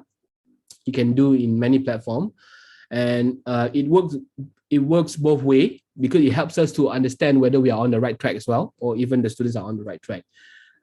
The thing about reflection is, because if it's in written form, or even in oral form, sometimes the time spent to grade is high, right? Now, one suggestion is to not to have it too many. I mean, let's say if you have 10 topics, you might want to have 5, like every 2 topics, 1 reflection. But if you have the time, you can do one per topic if you want to, or reflection per task. Like you have a task done, then you have a reflection component. That will be another way, right? So depending on how you want to see it, but reflection has to be based on something. It cannot be too open. Like reflect on your experience today. It's a bit too open. It has to be based on like a topic or a unit or a scope. It helps the learner to focus on what to reflect. If you tell them reflect your learning experience today, that will be more like a very general course evaluation kind of thing where you can do it maybe first half of your semester and then second half just to get the overall feel. That one can be done, but not graded lah, non-graded. But if you want to grade them or measure them, it has to be very well structured in terms of the topic and content. It cannot be too open, right? Because if it's too open, then you get different things. This one will be talking about the problem they face at home. This one will be talking about different thing, and then you end up how do I award marks on all this? Okay. So this one I like it. I'm sure some of you have heard this, and maybe some of you have used this. If you have never heard of FlipGrid, this is for those who do not like to read the reflection. Because reflection tend to be in written form. One way to solve this is to use video format. It's more like a video base. I think now slowly a lot of lecturers are moving to TikTok because TikTok is more familiar by the students. I think soon FlipGrid will be gone. It's like they're slowly moving away from FlipGrid because the way FlipGrid is done is similar to Instagram stories and all that, right? And you can see now TikTok is more popular, and a lot of lecturers are using it as a alternative platform as well. And what happened is, if you don't like TikTok because of the social kind of feature and all that, with all these too many things, then you can use FlipGrid. It's more structured. It belongs to Microsoft now, so you can just use Microsoft account, and it's free. Before this, they tend to charge premium. Now because Microsoft acquired it, it's available for free. All right. So if you have never heard of FlipGrid, just to show you how it looks like. FlipGrid, just to show you how I use it. If your students are many, like more than 50, maybe this will be too overwhelming as well. But again, reflection is still pretty much overwhelming, whether it's written or oral, because you have to read. And the only way to stop the overwhelming feeling would be to limit the time or limit the word length, right? One way, or put it in a different way. But because of the intention of reflection is to get the essence, right? So you still have to read or still have to listen to whatever they have. So like, for example, I have reflection for every unit 1, 2, 3, every unit they have to. This is for one of the courses, not many students. Let's say I took this. So you can pose a very controversial or maybe something that they have learned, right? And then put it an open-ended question, but still related to the topic. Like this one, is it acceptable to say that the smaller the group, the better the group discussion or interaction? Why so? How can technology support? So you give some guiding question. They can talk about something else if they want to within the scope of the learning unit, but they can start off by answering your question. It cannot be too open. I mean, reflection shouldn't be too open, right? Like, reflect what you learn in LU2 or LU3. It's too open. I mean, they can talk about anything under the sun, right? And I mean, you can do that if you want to. Just that your grading later will be more challenging. If you have a directed kind of question like this, it's easier for you to grade and give marks as well. And a student just have to record, and then you view the recording. So like this one is maximum 2 minutes, but then mostly give about 1 minute and 30 seconds. So you can view one by one, and then you can give feedback and marks according to feedback. So you can see sometimes they'll be too creative, like this student using different background and all that. Never mind, let them have the fun of doing whatever they like. Because in FlipGrid they can do filters as well, add on different thing, tag whatever they like. So I think this is just to add some kind of like fun to the process rather than in a written way, right? But of course you cannot just grade or measure them according to the beauty of the video. You need to still have a clear rubric of measuring what are you looking at in the whole process. Okay, so if you have not explored FlipGrid, it's quite easy to use. It comes in the app as well. You can download the app, and in FlipGrid you can you can create a group, right? You start with a group like this one. I have 3 groups, so you can start a group. Just a quick overview only. Let's say group A. This is for those who have never used it. Now, because it's how to put it, it's acquired by Microsoft, it can be linked to other Microsoft apps. But I think in Google Classroom, you can also link FlipGrid. It works in Google Classroom as well. Okay, so once you have this, it will automatically create this one. Hello, I am. This is for a self-introduction. What you need to do is you just have to give the code to your student. So the student can download the app or go to FlipGrid and then key in the code, or you can use the QR code here. Put during your class or during your lecture in a Zoom or just show them, and then you will go in. Now, this is your group, and then for every group, you can start different topic. So let's say this is LU1, reflection on blah, blah, blah, blah. Okay, let's say you just do whatever you like here. And then set the time. This is recording time, but sometimes they can exceed. So if you want them to have more freedom, then you can set longer time. But I don't advise you to have like 10 minutes. You'll be going crazy if you like 100 students. Then it's like watching TikTok non-stop. All right. So like yeah. So then you can give some media if you want to, pictures or whatever you like. Just to help them. Then post topic. So they just have to come in later. And then, they will start posting their feedback down here, okay? From 1 to, I think you might have used this before. Now, group is go to access of group where they will see all the topic, which is more advisable. If you want to go specific to the task, then they will have different code you can see here. So don't make your student confused, because if they go to this code, they only see this one. I had this problem before earlier when students just use this code and then they kept telling me they only see one. They forgot to click they forgot to backtrack to the group. Sometimes, you have to guide them. So tell them that this is the main group. So when they go every specific topic, they will have its own code as well. Okay, these are the thing. Okay, FlipGrid is one. I'm sure you have heard of that. Another new click in the board will be Google now is trying to do that. Is Threadit. What I like about Threadit is it's more confined. So it's similar to FlipGrid concept, but it looks a bit more formal. It's a bit more professional, because FlipGrid, we're all the fancy thing, and then it may, some lectures may not feel comfortable. I know, I have that kind of feedback a lot from my colleagues as well. They say, look a bit childish. I don't want to use FlipGrid because it's more for school. I mean, they kind of feedback. So if you don't like that kind of fancy thing, whatever it is, then you can go for formal type, like Threadit, because it looks more corporate. Right, but similar concept. So if you go to Threadit, let me just go Threadit. It used to be independent company, but acquired by Google. Oh yeah, I said my video here. So it's a bit more. You can see it's a bit more formal, very thing. But it's largely used for project management. But the beauty of this tool is that it comes with a video feature. So when you click plus here, and if you allow the camera and all that, you'll be able to, because I'm using my camera now on Zoom. But anyhow, it allows you to record immediately, just like FlipGrid, and you can even share screen. Let's say you want students to reflect on all that, they can also share their screen. It doesn't have to be like looking at their face all the time. They can do some slide or whatever they like, and then they record, and then it will appear here. And appear in the same concept like FlipGrid, but a bit more formal. All right, and you can have different section. You have project update, you have onboarding and training. This you can see is a bit corporate type, right? So pitching, if you want to do pitching, and then this is the pitching format, right? And they have the reason why you click this category is that it will be sorted according to the category only lah. Like the category, so they know what's happening.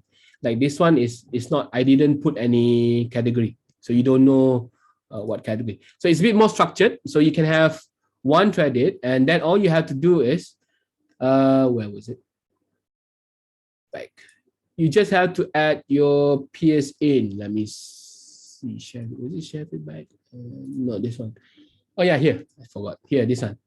So all they have to do is just to invite the, to Threadit. where was it? Should be supposed to be this one, right? So you have to add this one because it's using Google. So you have to kind of like record a video to welcome, and then it will ask you to put in all the emails, right? So this one maybe not for you to create. What you can do is you ask students to create one for their group, right? Or can be individual. If you do it as a reflection, then it has to be individual, of course. Like this one is my own reflection. So I create a series of reflection, and then I share my Threadit to you, to the lecturer. So you don't have to create. The student create like a portfolio or platform kind of thing, where they create their own reflection in a video format, and then share the Threadit to you lah, to you as a lecturer. So you have access to view their video. It's a bit more corporate look, but I think it's still lacking the feature of commenting and all that. So I think soon it will be added and then embed within other tools. So this is some suggestion of, if you don't like FlipGrid, right, or TikTok, you can use this a bit more formal. Okay. All right. You can explore further. I'm sure later on, this one will, because Google just acquired it, I'm sure Google will embed it with, Google Slides, Google Doc and everything. So it will be embedded within one workspace. Okay. So those are for reflection. Similar concept with reflection is Eportfolio, because portfolio can be a series of reflection as well if you want to. But portfolio will be more meaningful if you have a diversity of materials, not just a single format. Let's say a portfolio of first one maybe start off with video, and then the next one will be a written journal. All right, next one will be maybe a curated list of reading, something like that. That you have different expectation, but all this has to be linked into one. Not to say one, I mean like a proper series of learning outcome, not just random. It like what I mentioned here, not a placeholder for random collection of material, because some lectures, when they say they do Eportfolio, they just ask students to curate random stuff like YouTube video and all that, put it in one, but there's no link between what they curated. So you need to ask the student to link them. Like first, let's say the Eportfolio is about a certain topic or a certain task that you want them to achieve, right? So certain skills that you want them to achieve, like persuading customers to buy something, for example. I mean, the persuasive skill in business world. So first they have to read up. So they have a curated list of reading, maybe 1 or 2 reading that they have done. Then they do some summary. Next one, they practice how to persuade. Also in their portfolio, where they have the video that they have done, or want to resume or not. So there's a series of things that you want them to achieve or to do. The thing is, most of the time we have a very nice stamp, and then we let the student explore on their own, which is okay if you have self-regulated learners who know what to do. They will be able to do it, but a lot of students will not do that. They will just randomly pick anything and then put it in one and then submit it to you in a very, like a scrapbook kind of concept, where not really a proper Eportfolio, right? So I wouldn't say it's how to put it, it's powerful if you don't ask the student to do properly. But because this one is a bit tricky, because it's a series, and when you have a diversity of material, you tend to be, again, you have to work very hard to monitor different types. So if you don't have that chance or time to actually monitor every single things that they do, then you might want to reduce the expectation a bit. Maybe instead of 10 things, you maybe want 5, a portfolio of 5 things, maybe, or 5, whatever you can within your limited resources or time frame. Okay, but there are many tools here. I think the popular one now is Wakelet. Google site is also popular, but this one is Wakelet. Can you share your student Eportfolio? Yeah, I can share later. Okay, this is Wakelet. I think before this, I used Google Sites a lot. Google Site, I think, is quite useful as well to become like a Eportfolio for students. And then we have our own e-learning management system, because our e-learning management system also embedded the Eportfolio component. But the thing is, because it's limited to the login, so the student do not feel like it's presentable to the world kind of thing, like like the audience is only to you or to their peers, so they don't feel like they can share much. But Wakelet is quite popular now. I think maybe you have used it, so I'll just share Wakelet first. If you go to Wakelet, Now, if you just curate things and put things together, then it becomes just a normal thing, not really like an e-portfolio, right? So if you want to teach students to do it like an e-portfolio format, then you can ask them to create a new collection, for example. Okay, let's say I just put here e-portfolio for example. Okay, so you can say here, this is my portfolio for blah, blah, blah, blah, blah. Okay. Now, of course, you can decorate it, in different format. But the thing about Wakelet is you can add multiple whatever content you like, right? But it has to be organized nicely. So let's say you can put here is student part 1, view on the task, for example, I mean, this is just example, because you need to give them the things they need to do. So let's say part 2, my reading logs. Okay, let's say you require them to do some reading log, like read a few articles and okay. Oops, sorry. So you can have it as a heading. Oops, my double clicking. Okay, so then you can move it up and down and all that. Okay, so what happened is they can type the text down here again. So they can type in their input, or they can do it elsewhere, like Google Doc. They just link the link. Let's say if I go to my Google Doc just now, just a sample. Let's say I just take this link. Let's say they shouldn't do it in Google Doc, right? And just add the link. Oops, should be. You can write something here. My views, okay, like this. Or they can put image, if they want to deco, and then put the link, they can, right? Or reading log can also have link to the articles, sorry, down here, just click plus, link it to the PDF, so they can upload their PDF here, right? Whatever PDF, and they can also link it to their YouTube video. If they do a video reflection, then they can upload video. And you can see here, FlipGrid is also here, so they can also add FlipGrid video here as well. So what happened is the ePortfolio becomes like a whole list, but it's part by part, and then it's easier for you to view like a curated kind of format in a way. But of course, this is plain still because I didn't change any cover image and all that, so you can do that from not you doing it, you ask student to do it because student have to submit it to you, but of course you have to demonstrate to them what can be done using Wakelet. So you can choose from library, let's say learning, and I'm gonna just use this, okay, something just deco, so they can even upload whatever they like here. There are many things they can like, so eventually it will be a full how to put it, like a curated thing, and then they just have to share it with you. So that now is private, make it public, and then they can share it using QR code, upload it to Teams, or give the embed code, or just give you the link, right? Copy the link, right? Or invite collaborators if you want them to work collaboratively. This can be used as well. Different members come in, do the same Wakelet if it's a group project, right? That kind of thing. The thing about Wakelet is because it's clean and minimalistic, so there's no ads, nothing on the side, everything, so it's very clean. All right, this is one tool that you can use. Okay, all right. Yeah, just in time for we'll take a. Is it break now? So that I don't go too long. Yeah, take a break first, and then I'll continue with the Eportfolio a bit about the Google site, that sample that you want to see, so that we can take a rest from this. Okay. So we're gonna have a 15 minutes break. So hopefully participants can come back at 10:45. Datang balik tau. Okay. So let's take a break. Beli teh ais ke, minum kopi. Yeah. Okay. All right. Later we'll continue with a bit of the I'll show you some sample. Okay.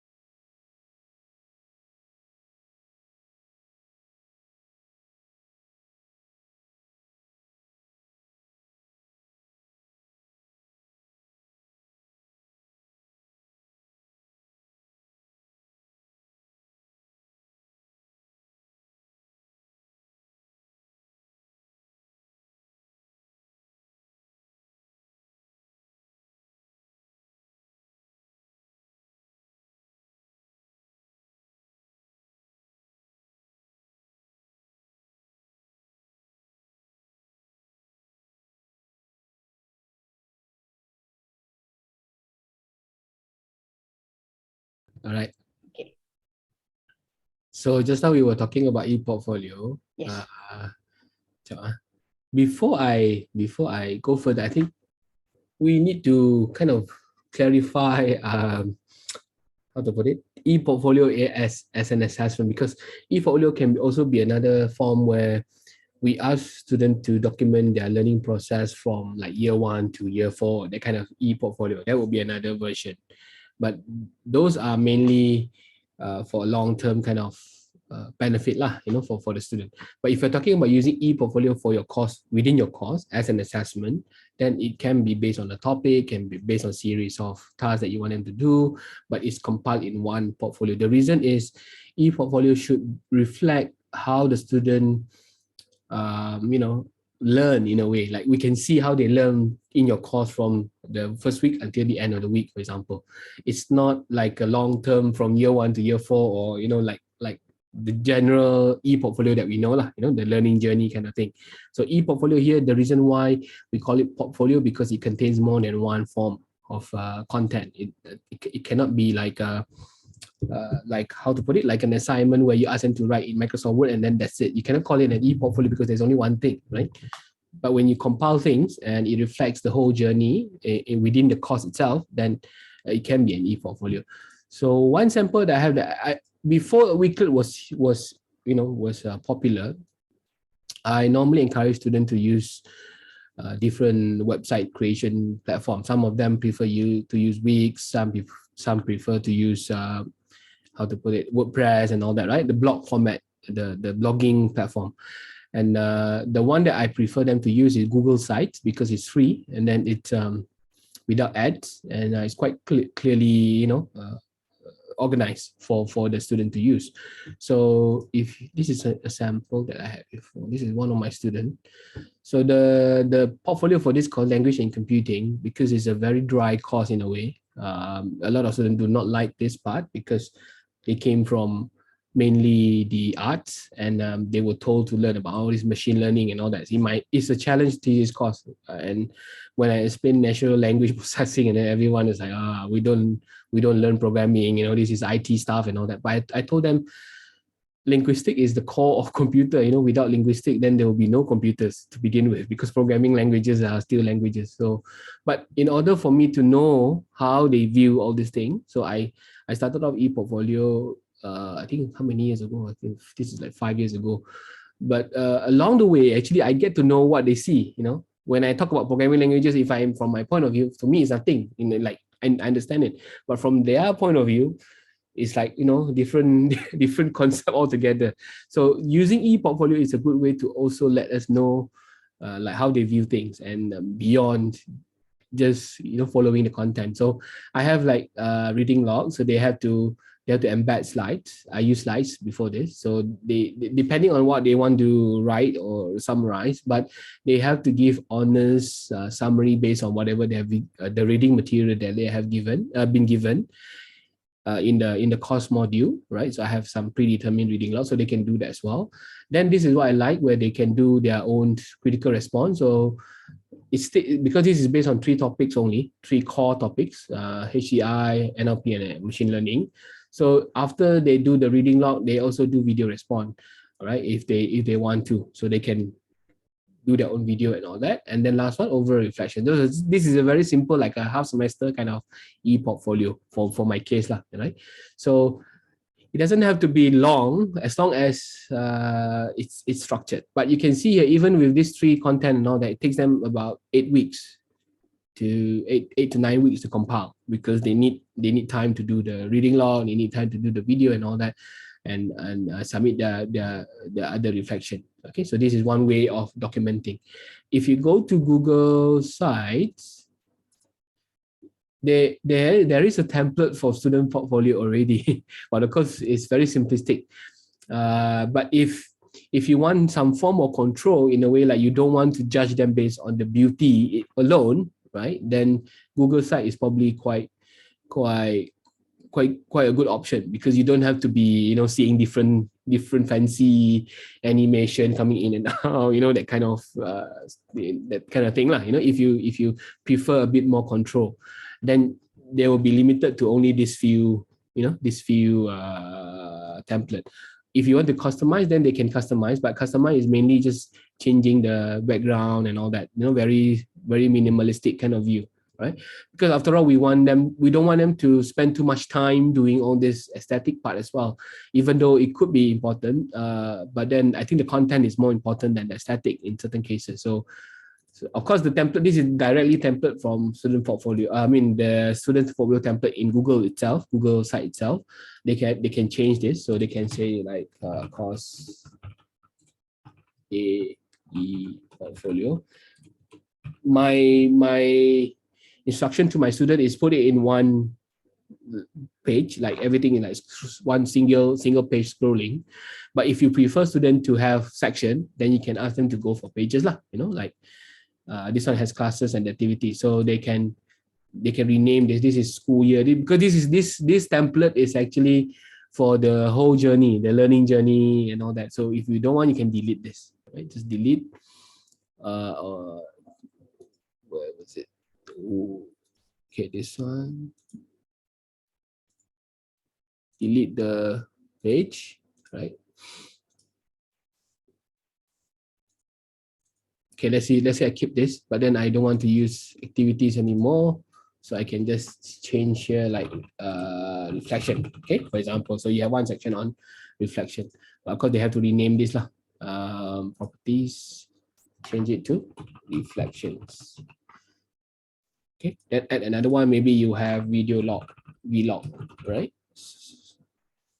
And then maybe last one, maybe you have reflection, video log. The common one would be maybe, what do you do? Mind map, okay, maybe, right? Depending on how you want to do. But normally, then two will be sufficient actually, because there are quite a lot of things to be done. But if you have different version, then you can have different section.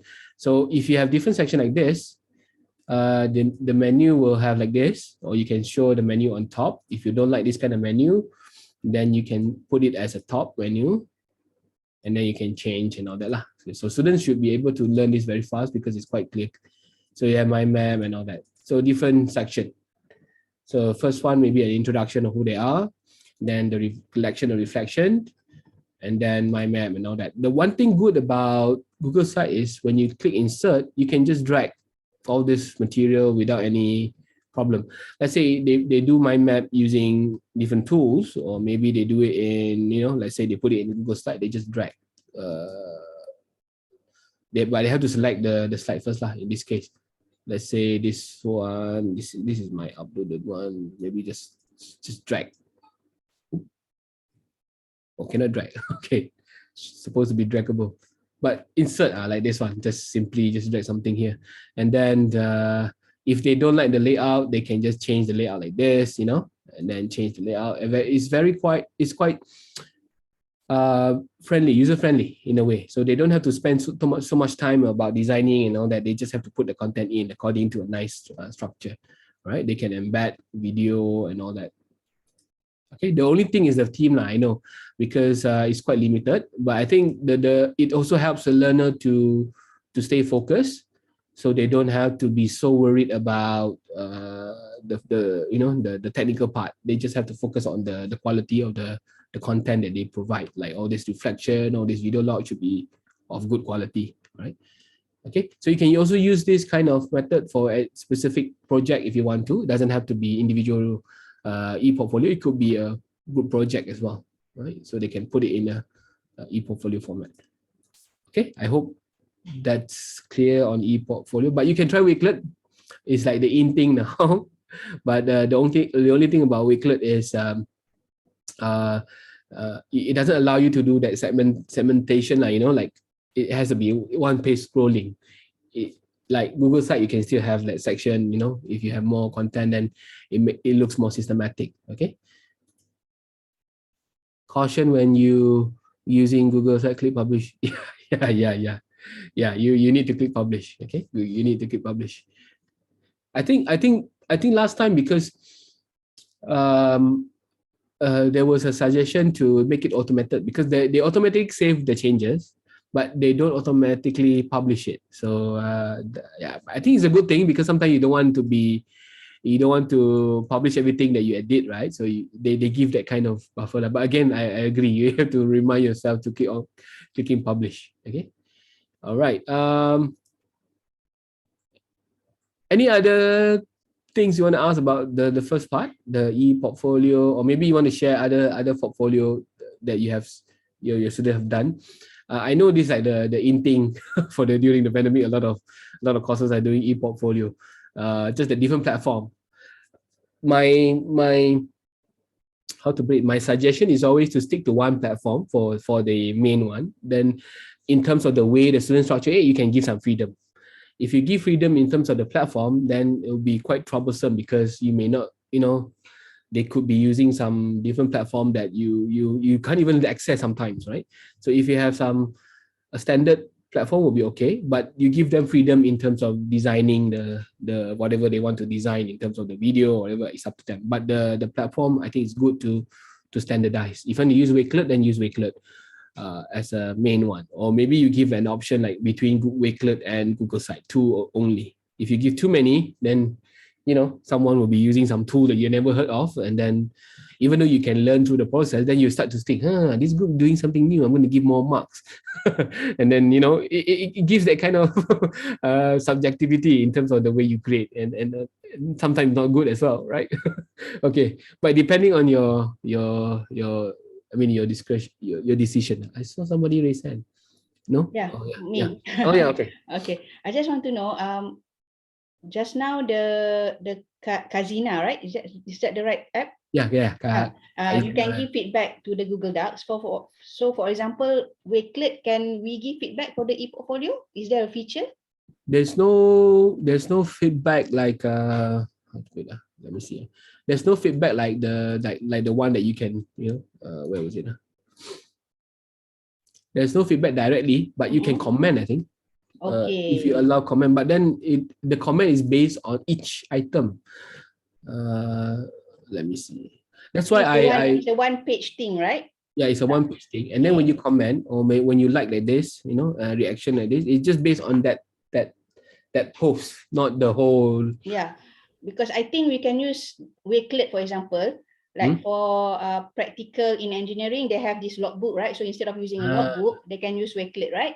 And the supervisor can log in and give comment. Yes. So I'm just thinking that way. So thank you. Okay. And then if you ask students to give access to you, that would be better. Yeah, betul. Like my case, I asked students to add me as one of the things. So what you because you are added, you can actually add the text immediately. So let's say you can add your own text, let's say comments to the group. So I was at blah blah blah blah blah blah blah, and then I was put here, let's say CKM. So done. Like a final output at the end, so that they know that I've commented lah. Instead of commenting, every single thing. That's the downside. Even Google Site, I think you cannot comment because it's an overall e-portfolio. So you need to use your own, different way of commenting it, right? So that's another downside of this lah. Okay. Let me see. Okay, any other question on the unless you have other things you want to share, feel free to share as well. Okay, if not, then we go to collaborative projects. I think this one is also popular because if you have a bigger class size, sometimes you tend to reduce. You don't want to have too many, you don't have to access too many students, so you can access by group, like group of 5, group of 6. Then it saves more time in terms of measuring the student, but then it may not be like very individualistic in a way, because you are just giving a holistic view of the whole group. So 1 or 2 may not be doing well, like my point here, free riders and buyers contribution, maybe 1 or 2 doing a lot of things, and then the rest will just get access to the mark. But it's always good to have collaborative project because it reflects the real world. Because in the real world, we don't work alone most of the time. We have to work with different people and different behavior and all that. So I think it's really good to have this kind of project. And I think we've been doing this for many years. You have group lab project, you have experiments, demonstration, different types of project along the way. Just that last time, maybe we don't brand it under alternative assessment. We just call it as a project. But, now that we know that it's part of alternative assessment, then maybe you have to focus more on the elements of it, like giving constant feedback, monitoring, and all that. What are the things that you can do? Okay, so I think collaborative project, the key is collaboration. And of course, when it comes to collaboration, it's very hard for us to monitor what happens before you see the output. Most of the time, you only see the output. You don't know the process.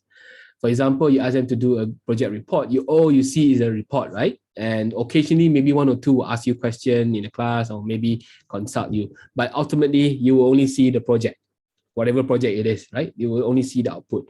You don't know what happened along the way. You don't know whether they complete it within 24 hours. You don't know whether they do it a week ago. You don't really know that, previously.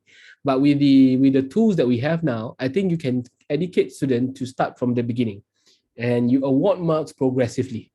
This is called incremental assessment, where you award marks as they progress, rather than one lump sum, like, in project 30 marks, then that's it, 30 marks.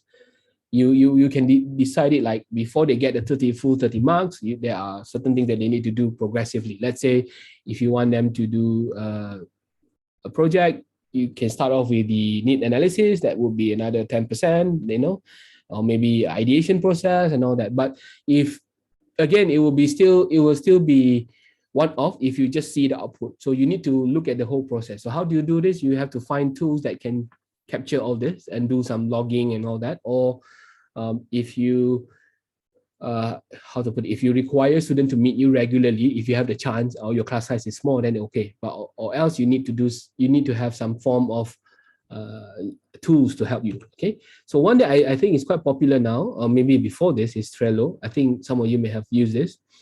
Trello it's mainly a project management tool before this. It's like you set it for your own self to do certain project for whatever it is. But I think it can be part of the assessment, meaning you require students to create a Trello board for every project, and then it will be assessed.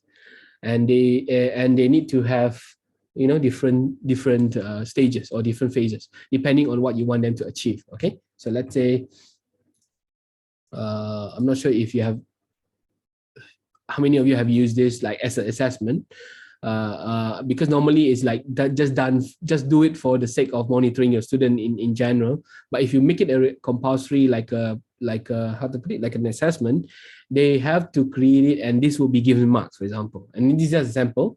So you can set the stages that you want them to do. Like in this case, if you're following, let's say, a certain approach, this one is a design thinking approach. You have ideation, design, prototyping. So if they click on this one, they know what to do. First thing, they need to do let's say a user journey mapping. This is just a sample. And then the next one, what do you want them to design? So let's say this is a design plan, right? They need to come up with a design plan. So this one, if you want to make it beautiful, then of course, because every card is just like this. If you want to make it beautiful, then you can change cover. You don't have to do it. The student can do it. Every project team will have one Trello, which is to be submitted to you, right? To be submitted to you, or they add you in as well if you want to constantly monitor. In my case, I ask them to add me all the time so that I can monitor them from time to time. Let's say plan, they can search whatever they like, okay? So they do their own decoration. If you have, those of you have never heard of Trello, this is how it looks like. It's like it's more like if you use Padlet, similar style, because it's Kanban. This is called Kanban style of arranging things. But Trello comes with more feature, like if you click on it, they can add document, attach whatever they like. So let's say the report is done, so they can just attach it here. So you just come in and then you give them the scores and everything. Or you can even upload you can do the scoring in Google Sheets, like what I normally do. I would just use like an Excel, but I upload it to Google Sheets, so all the scores. So I just embed it here. Let's say your score and comment, for example.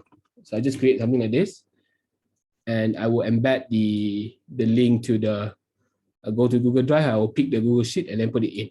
So they will know the progress of every stages. And by the end of the whole process, when they submit the completed project report or whatever, or the output in the form of whatever you want them to produce, you have an overview of what they have done progressively.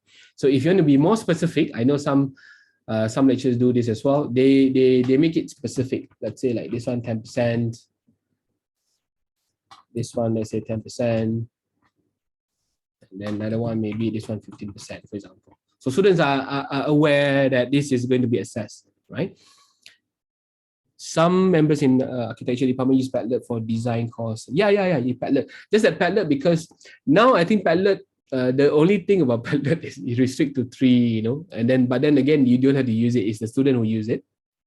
And then Padlet, it's a bit, how to put it? That doesn't come with all this feature, like all this deadline and everything. If you go here in Trello, you can set the date, the deadline, and then it will remind the student and all that. So in my case, for example, for some of the project that I do with my students for the assignment or for assessment, I ask them to download the Trello app as well, because they get notified on all these reminders. Of course, you can do this in your LMS, right? But then the LMS usually students do not bother to visit. But because of this, you know, style, and when they add all the friends in, when they just have to invite all the friends in or invite using link, then the student will work collaboratively, right? So you will know who is active, who is not active, who are not contributing, who is just sleeping partner and all that. So because you will know who is doing it, because if you click on this one, like this one is a sample, you will see all the thing being logged. Like I created this 3 minutes ago, you will see every single activity. Of course, this if you are privacy, you know, what they call that, privacy warrior, then you will be against this because everything is locked, right? But good, because after all it's for learning. And then from here, it gives us some guidance in terms of knowing our students, because we will know who are not active, all right, who are very actively contributing and who needs help, right? Some students who are not doing something here maybe needs more help, or maybe have some conflict with the group members. Then you will know from here. If you wait until you see the report and then you realize some names are missing, or you know, and then some students are complaining, then it's a bit too late, right? This one at least you can monitor from time to time. All right. Okay, I saw Prof. Mira raise. Yeah. So sorry, Kim, I just want to ask. I mean, like with all these e-tools, sometimes we have issues with that. Some e-tools might not longer be supported or might not longer be available. So what happened with audit all those kind of formalities? Yeah. What would you advise? My advice is always keep I don't know about you, but every time I do online tool like this, I will keep a backup, the offline copy, where either I copy and paste every single thing that they have done, or I ask them to also submit it to Google Drive, a folder that I keep. Even then, you know, Google Drive, sometimes when you over capacity, they will delete everything. So I will normally do an offline saving every end of semester. But I agree, because sometimes like Padlet, before they start to limit to 3, right? And before I manage to subscribe to the premium one, I lose many of student work, because last time the student do not have to create, so I created for them. So I asked them to immediately go, and I lost everything before I managed to back up. Then from there, I learned the habit of just saving it as a PDF or just for my own record. But of course, the feel is different now, right? For example, if you save all this Trello, it will not be the same as the actual page. But I do agree. It's a bit hard to solve this problem when it comes to E2, because either you pay or to sustain, or even if you pay, sometimes they don't sustain.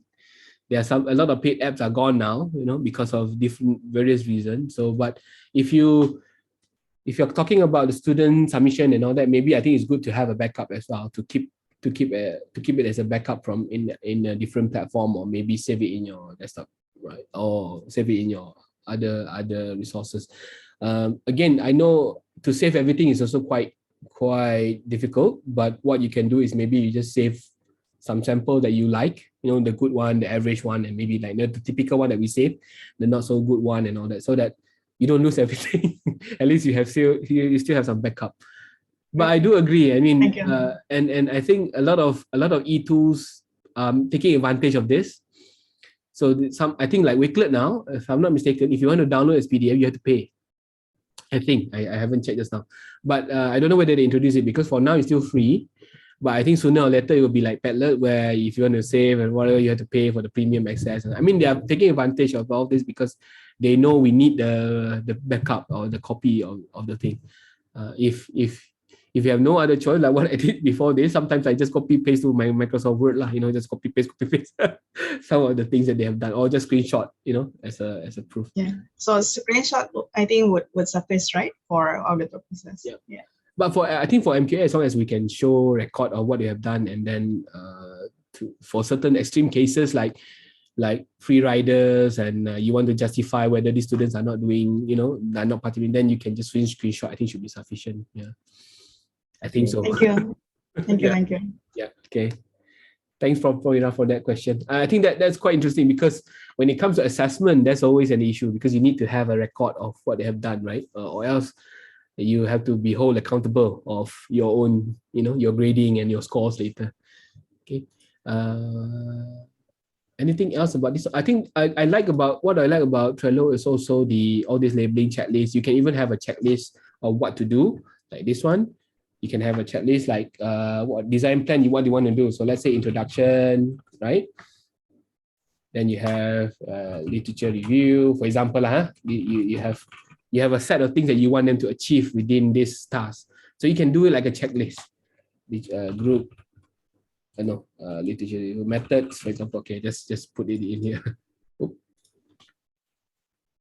So the student, once they have done this, let's say if I close this, the student will see, and then if they have done it, they will just tick.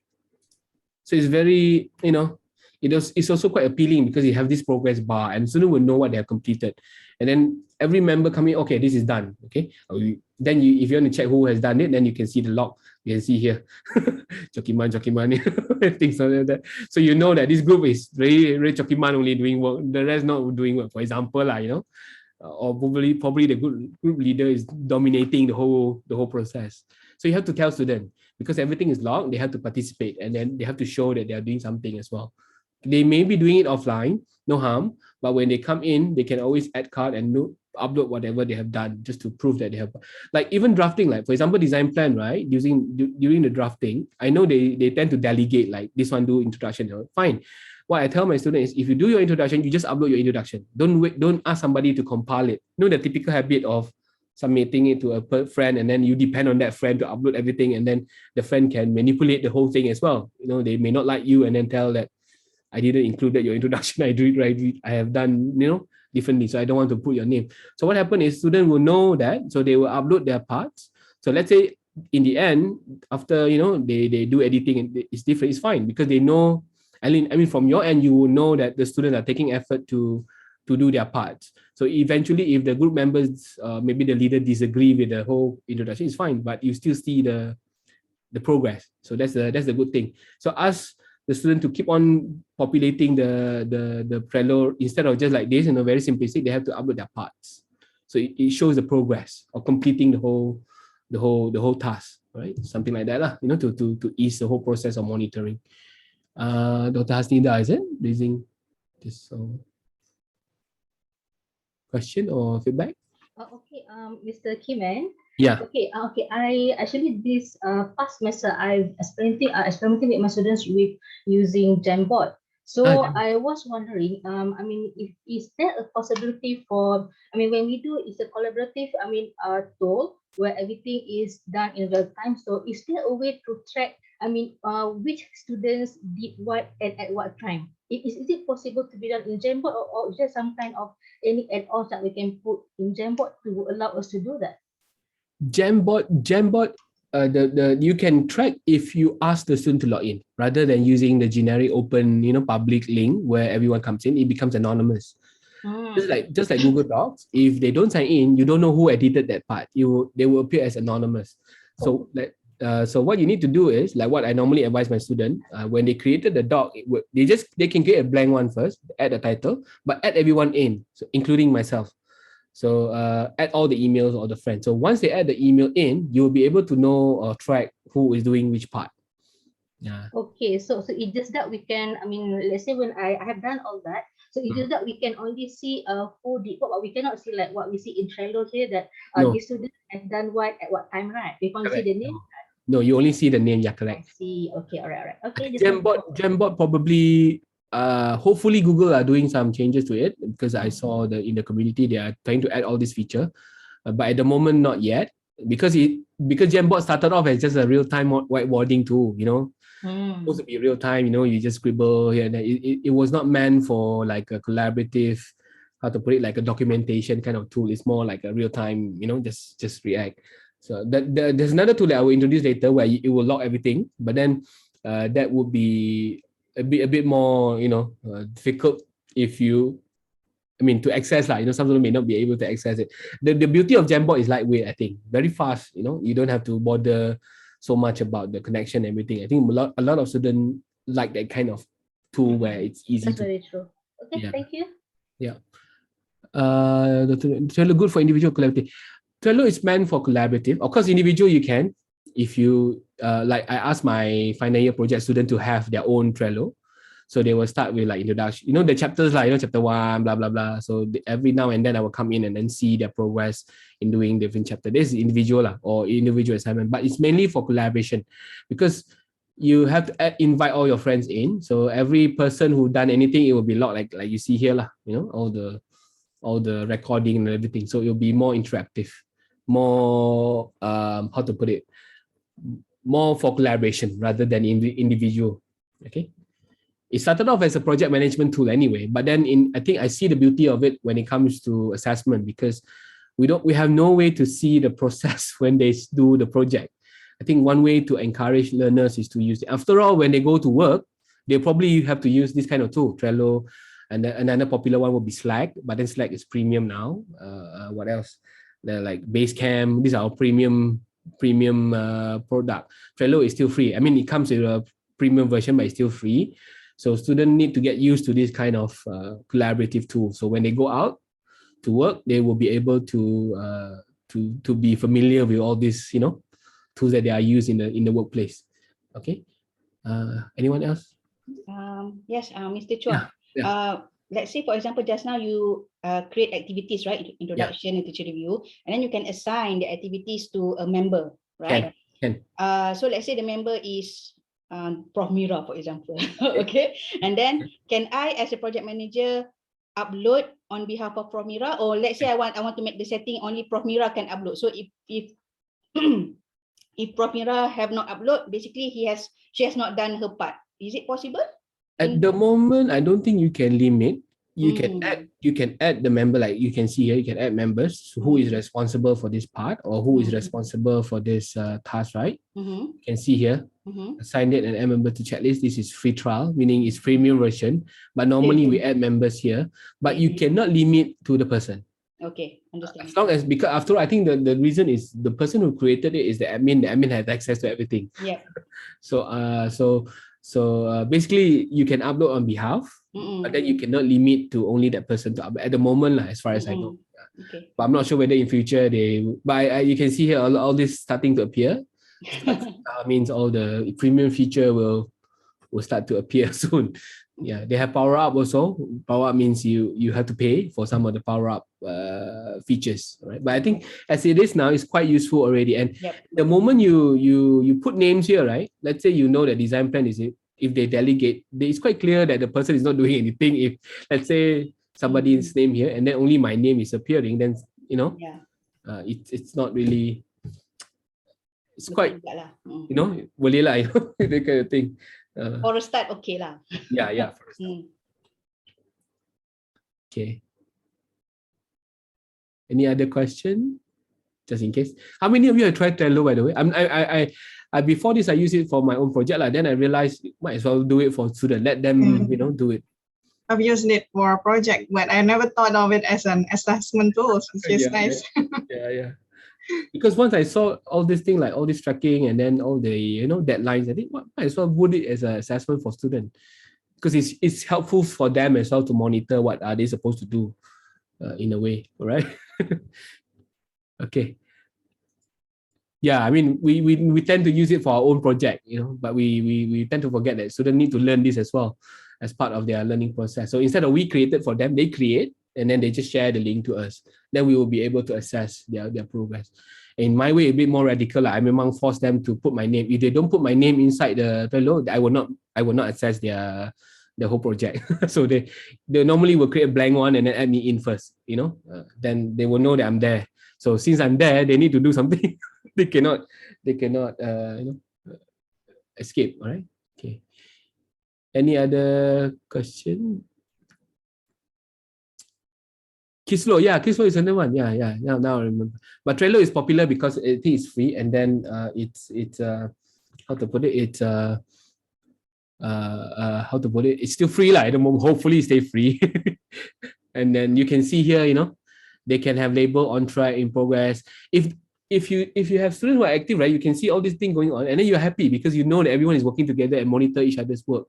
And they can add their own label, perlu penambahbaikan, they can do their own whatever labeling up to them, and then you can see who is involved and all that. So maybe it's good to introduce to the students. Right? Okay. Any other question? Nope. Okay.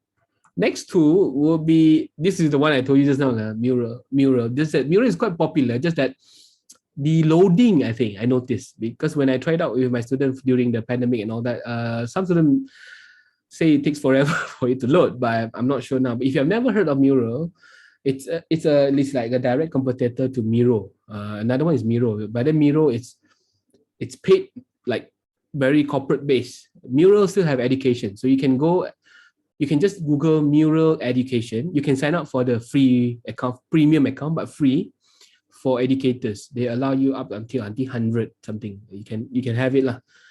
You can go and sign up, but then it looks like this. Right, Mural.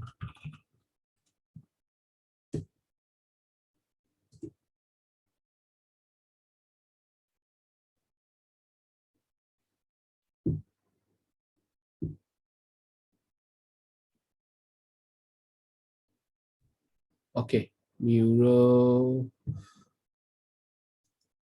Let me sign in. I thought I signed in.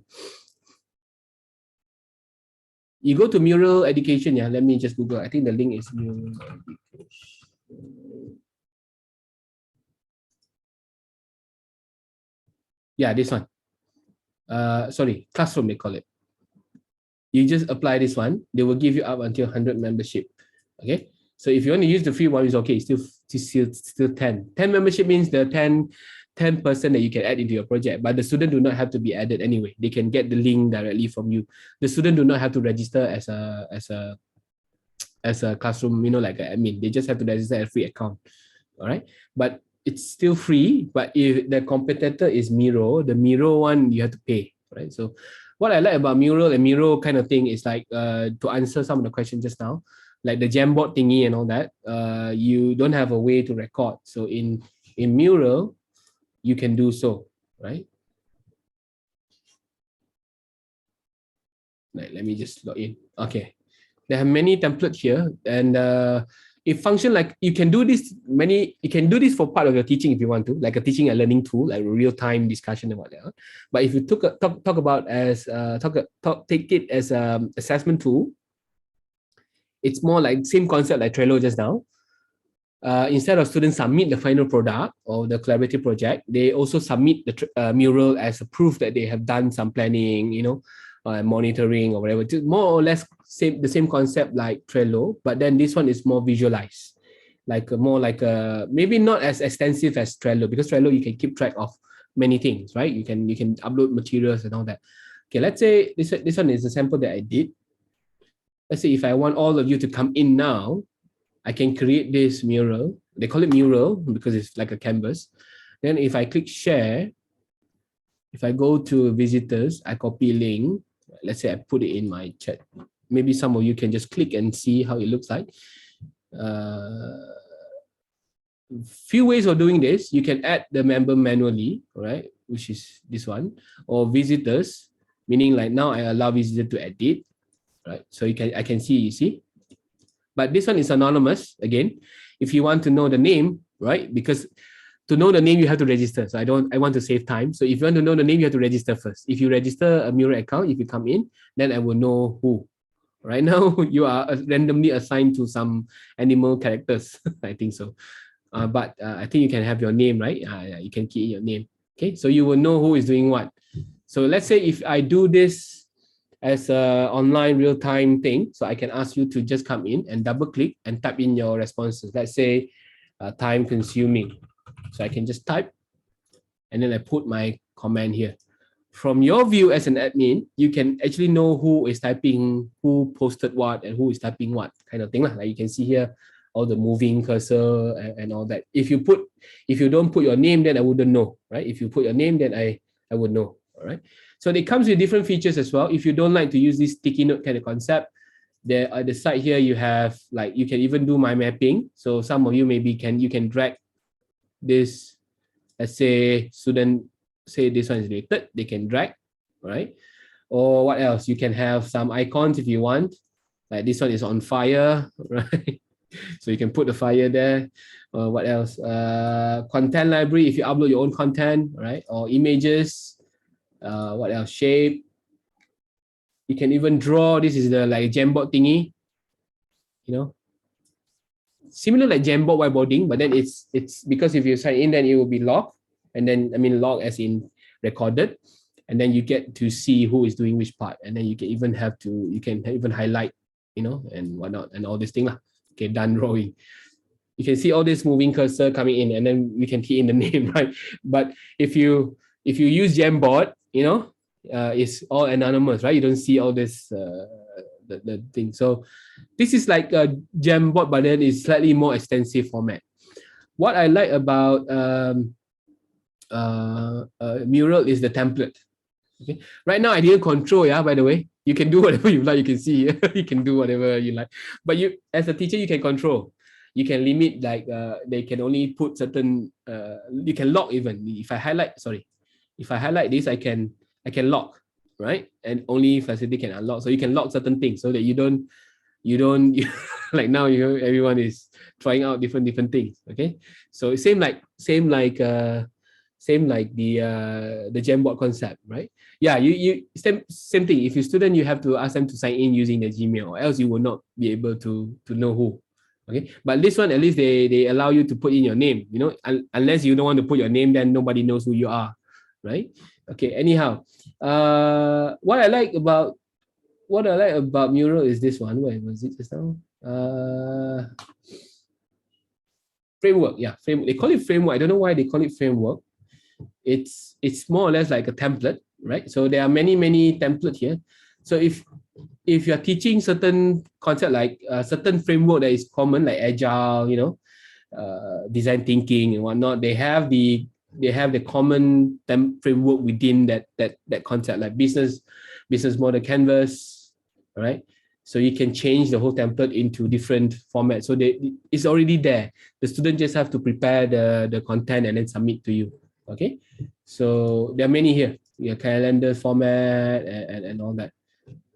Okay, so I can see a lot of you are enjoying moving. Okay, so this is Mural. If you have not tried it, I mean, you can do it once, maybe real time, use with your classes, doing something like this, and then for the assessment part, the student will be doing it on their own within their group. Let's say 5 of them, they do it on their own, and then they just add you in, or they submit the link to you. There's another way of doing it. If you click on this export, it can be exported to PDF. So if for record purposes, you can also save it as an entire PDF. You maybe upload it to another platform for submission, for example, for the final product or for final submission. Okay. Another maybe do I have a sample here? Like this one, this is like a Team B, one of my students group who they do it, and then they submit together with the reporting. So they have to come up with something like this. You can see like they organize it, they discuss, and then they put it here, and then common goals, purpose. So apart from submitting the report, they also have to submit this one, which is the earlier discussion or brainstorming that they had, right? Before they submit the final product. You get what I mean? So this is the purpose of using Mural for assessment lah, not for the one that we did just now, just for the real-time engagement. That can be used as well. You can use it for real-time engagement during your classes, during your live classes and all that. But for submission assignment purposes, you can do it like this. So very nicely laid out. So they just send it to you. Then you can give marks according to, your criteria. Okay, you can explore this. It's quite easy to use actually. Even if I go back to dashboard, I just have to create mural, and then immediately it will ask me to choose what kind of template. There's so many templates to choose from. If you don't want to, think too much, you can pick one of the template, or if you want it to be more structured, you can start with a simple one like a blank one or the grid format. Grid as in just, maybe I go for blank. Just choose the grid so you will know the boxes for student to do. So you can go to this one, all right? So there are grid. So let's say you know that you want the 4 grid just now, like so the grid is there, all right? Then the canvas is limit. You can see here, we are only viewing the portion of it, small portion of this view. So you can just enlarge it, right? And then rename this. Double click, rename it. Let's say discussion on project A. Okay, then you want to add text. Oops, sorry. Text is here. So they can just put, sorry, this is double clicking the wrong thing. Okay, this is the title. So just put it here. Let's say you want them to discuss on the project. Let's say ideation again just now, same thing.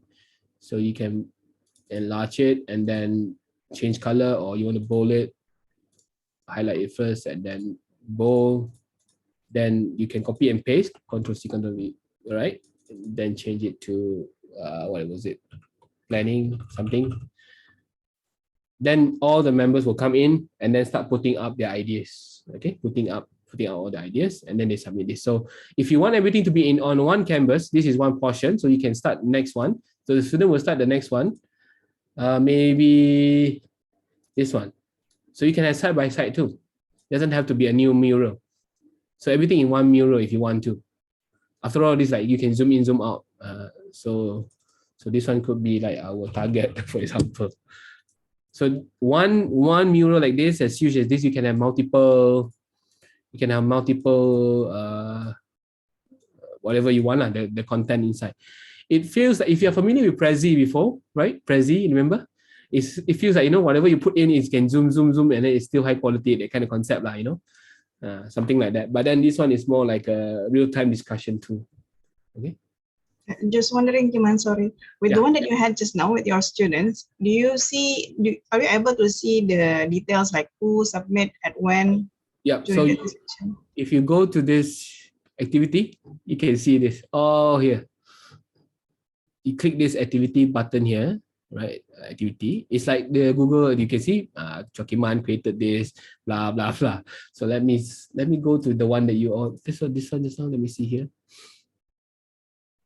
You can see here. But the problem is this one, some students did not sign in. You can see here, visiting Panda. But most of the names are there. Just that sometimes what happens is like this. Some students, they log in, but sometimes they use their mobile phone to come in. But when they use their mobile phone, they didn't sign in. So they just, edit or something. But I think this one, all members are there. Just that sometimes like you can see visiting Panda and all this because they edit without logging in. So you have to remind students they need to log in, right? You can see all the names. Let's say if I go to the one that you guys, let me see. Let me see the one that you all did just now. Let's see whether I can keep track. Okay, if I click activities here, right? Yeah, I can see visiting. But again, I didn't ask you to sign in. You can see all the fancy name. The thing that I suggested to them until now is for us to download all this one go. You know what I mean? Like there should be a button here where I can download all these log one go rather than scrolling, I'll be scrolling forever if there are a lot of things here. Like that's not like the more I scroll, the more I get. That kind of thing. So I'm not sure. Let's see whether they have this. I think maybe it will allow you if you I'm not sure. I've not tried this, but I have never seen the log. But if you zip the mural file, it's just the content, not the log. So if you want the log, you have to scroll down like this. Just quickly glance through maybe how many members are there. But if you tell student like this, right? And if you tell student that you will be awarding marks for participation for this project, or maybe you will be awarding marks collaboratively, right? To see how good they work together. So they will always check here whether the names are there. Right now, of course, I'm not assessing you guys, so you can do whatever you like, right? But if you tell students that they will be assessed, they will make sure that they the names are there lah, that they sign in. Even if they come in anonymously, they will try their best. So you see here, you can put their name immediately. You don't have to sign in if you don't want to, but make sure your name is indicated, right? Which is missing in Jamboard at the moment. I mean, not automated. Jamboard, you have to sign in. You have to sign in using Gmail. But yeah, I Mural so far to me it's simpler than Miro. Just that Miro, the one I used to like Miro, but then when they started charging, then forget about it lah, because the charge is quite high as well, quite expensive. And I when I discovered Mural allow the classroom version to be free, then you know move to Mural. But again, you have to make sure you do the backup all the time so that you don't lose the student project. What you can do is you also remind students, if you are designing your own assessment, you can remind students once they have completed the Mural here, they also need to download the PDF and submit together with the final report. So two ways lah. You do your own backup, student also do the backup, and then you submit. They submit together with the report in the PDF format as well. The final product that you want them to submit lah, apart from the digital, the Mural version. Okay, that's one way to solve the issue of losing the thing. You won't know, right? Sometimes you create it and then suddenly Mural say, no, we're going to delete all your Mural, and then student will be crying and then you lose all the material. Okay. All right, I think that's Mural. Okay, let me see. It's about 15 minutes. Discussion. Yeah, apart from this is for those who also assess discussion, like presentation, in terms of you want student to voice out, to give their views and all that. Mostly, I think a lot of people are using this Socratic seminar method in maybe in a final year, kind of, maybe in even a postgraduate level, you want to assess the ability to be more critical in voicing their views and all that, or maybe in discipline like law, that they need to justify their claims all the time. So you might want to use some tools to help this. I mean, if you can do it online, it'll be fine because you're there to listen to their argument and give marks. But imagine if you have so many students to deal with, all right? One that I think is quite useful is Parlay. If you have never heard of Parlay, it's Parlay Ideas. This is purely discussion based. It can be text and it can also be audio. The audio part, you can see here, can be done like a Zoom session, but instead of you do it on Zoom, you do it in the Parlay platform, because you can like pass the mic kind of thing. So this one, later I'll show you. So when you pass the mic, the person will get the stage, the person will talk, and then you can stop the person and then allow other person to talk or mute, or not to challenge. You can see a new idea, challenge, or to build on to, or to question. So, like debate, sometimes you want to ask questions. So when you put here question, then you will know that this student want to ask question. Or when you see challenge, you will know that this person want to challenge that view, something like that. But this one maybe takes a bit of getting used to, because it's a new tool and student may need to be briefed on how to use it. All right, let me go to Parlay first before we ParlayIdeas.com. Hopefully we are in time. Just a quick one. Parlay idea function like some of the tools where you only need the code. The student do not have to have, they do not have to how to put it, to create it on their own. They can just sign up as a student. They can also sign up as a creator if they want to, if they want to create their own Parlay. But this one I think is more on like you guide them. So once you sign in, you will see this, like a very minimalistic view as well. They call it round table. Actually, it's a discussion, basically it's a discussion. You can do it two mode. One in live, like a Zoom session, use it live, or use it asynchronously, meaning you create the question template nicely. They just come in and then they give their feedback or give their view. I can show you some samples first, but I don't have this one is not a real one. There's a dummy one, I think. The sample that where was it? Yeah, something like this. You can see here. Every round table, you get to have a very guided kind of structure. You have learning outcome, and then you have the like a stimulus, right? And then you have the discussion question, and then the student will type their responses down here. What I like about a Parlay is they have rubrics embedded. So if you want to have assessment, you can see here private feedback. Only the student knows your feedback. The rest will not. So you can actually give them feedback if they want to. This is like a feedback. Or this is the comment where open to all. Anyone can see it. So you can have peer comment as well. I mean, you can. This is an overall look. But what I like is this one, because I turn off assessment. If I turn it on, right? If I turn it on, I can have my rubric here. So you can. This is already within Parlay. You don't have to think about it. But if you want to create your own assessment, I mean the rubrics, you can just add or create rubrics point. Let's say you have a different one. Let's say critical thinking, right? And then you describe, demonstrate ability to justify claims or points, blah, blah, blah, blah. You know, you keep it safe. Then you'll be added here. I already have it here, but you can tick, and then you can tick the rest that you have. So let's say you have 5 criteria for this one. Then you save changes. Okay, what happened is you have to allocate marks. Let's say 5 marks, because 5, right? So 5. If you want to have more, then maybe you can give 10, right? Max score. So it's safe. What happened is when you turn it on, and if you click on the assessment button, then you have this. Only student will see this. Only the student who posted it will see this. The student who did not respond will not be able to see this. So let's say I give you 1, 1, 1, 1, 1. Okay. Then the student, when they come in, they will see the score that they get, and then they will view the criteria. You can see here.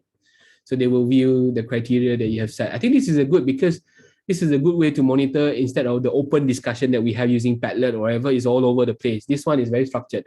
And like Kasim Slamat here will know the score that he gets. You know, this is a dummy thing, okay? And if you allow peer assessment, it also allows peer assessment, peer feedback here. Then you can turn it on, you know, like if you want student to assess them, give feedback in a more, you know, like a structured manner, then you can tell them what to reflect. Let's say you want to get question, like this one, can you build on their ideas? Turn it on. So this question will appear in the comment box just now. Let's say if I go to this comment box, you can see the question appear here. So you can set question that you want the peer to give feedback on. Like, what do you like about this, you know, this idea, something like that. So they will be able to give feedback. So something like, I like, you know, I agree with this post because he is la la la la. You know, it's like a guiding template for the students. Then send. Because when you want the student to give feedback or, you know, do peer assessment on that, they need to know what to assess on, right? I mean, they need to know what you want them to reflect on or to comment on. So this would help them to do that, okay? So this is how it looks like, but to create it, you just create a new round table. You see, it will ask you online or live. Don't be deceived by online. Online means it's still asynchronous. I got it confused with online and live. What's the difference? You know. then I realized, oh, okay, online is like a, you know, online discussion, as in online discussion, but it's asynchronous. This one is live lah. They should have just put here maybe asynchronous and synchronous. That's easier, you know. But anyhow, live means it's live. You need to have the live session, and you can see here you have 3 roundtable in your free trial. I have another account, but this one is for demonstration account. I already used 2, so they have 5 for roundtable. So you can create 5 for your assessment. I don't think you need so many for assessment. So maybe once, right? But if you need a student to do it, can. So I mean, you can ask student to create, but then you have to give them the question, but not really advisable. It's still better for you to lead the whole session. Then you can take it from your portfolio, whatever you have had, or what you can create on, or you can download from the Parlay Universe. Parlay Universe is the rest coming from other people, right? Coming from there. Of course, we start from scratch, right? Start from scratch. That's better. Now, what I like about Parlay again is like you can see here, it helps those who have no idea on how to set question or, you know, task. It guides you, right? You can learning goal, you can listen audio, you know. What do you want student to think of the question? It guides you, at least for those who have never designed something like this, they know what to do. If you want to have some content or multimedia, you can insert links here directly, right? Now, in roundtable template, there are many. You have think, pair, share, you have jigsaw method, you have exponential reflection. If you click on this, it will guide you differently. You can see here, it will give you the guidance. So group 1 will talk about what, you can put the link here, it guides you on the template. And if you want to have like, what else is something, pair, share, all right, think, and then pair, share, that kind of thing. So the template is very useful for those who are not familiar with it. Like this one has collaborative exam even, right? Preparation. So topic 1, what do you need to do? So of course you have to read the instruction so that you know what to edit, right? And there are 9 here. I think they will be adding more. And then you can do whatever changes and it supports even all this math and all that. If you have math questions or whatever, you can use it as well. All right. I don't know why it says here pre-trial expired, but it's not from us. It's from Parlay. So once you have created the question like this, let's say I just use this one. All right. Same thing just now. You have to decide whether you want it to be anonymous or you want to be name review. To me, better review the name because anonymous then you don't know who, right? And then assessment, do you want to turn it on or turn it off? Then you can set the max score, let's say 10. Then you can pick the rubric here, set your own rubrics, right? You can type in here. And then peer feedback, whether you want to turn it on or turn it off. If you don't want it, then you just turn off everything, all right? If you want, then you have to add your own question, what they need to reflect on, okay? And that's about it. So let's say if I click on this, is it done? Okay, done. Okay, right now I have no feedback on this one. So once I'm done with this, I just have to click invite, and then students just need the code. Or if you have Google Classroom, you can link it to your Google Classroom. You can connect directly to your Google Classroom class, sign in using your Google account, of course. If you want to connect to Google Classroom, you have to sign up this one using your Gmail. Don't sign up using other email because you cannot be linked later. The same email that you use for your Google Classroom. Get me? Because it has to be connected, all right?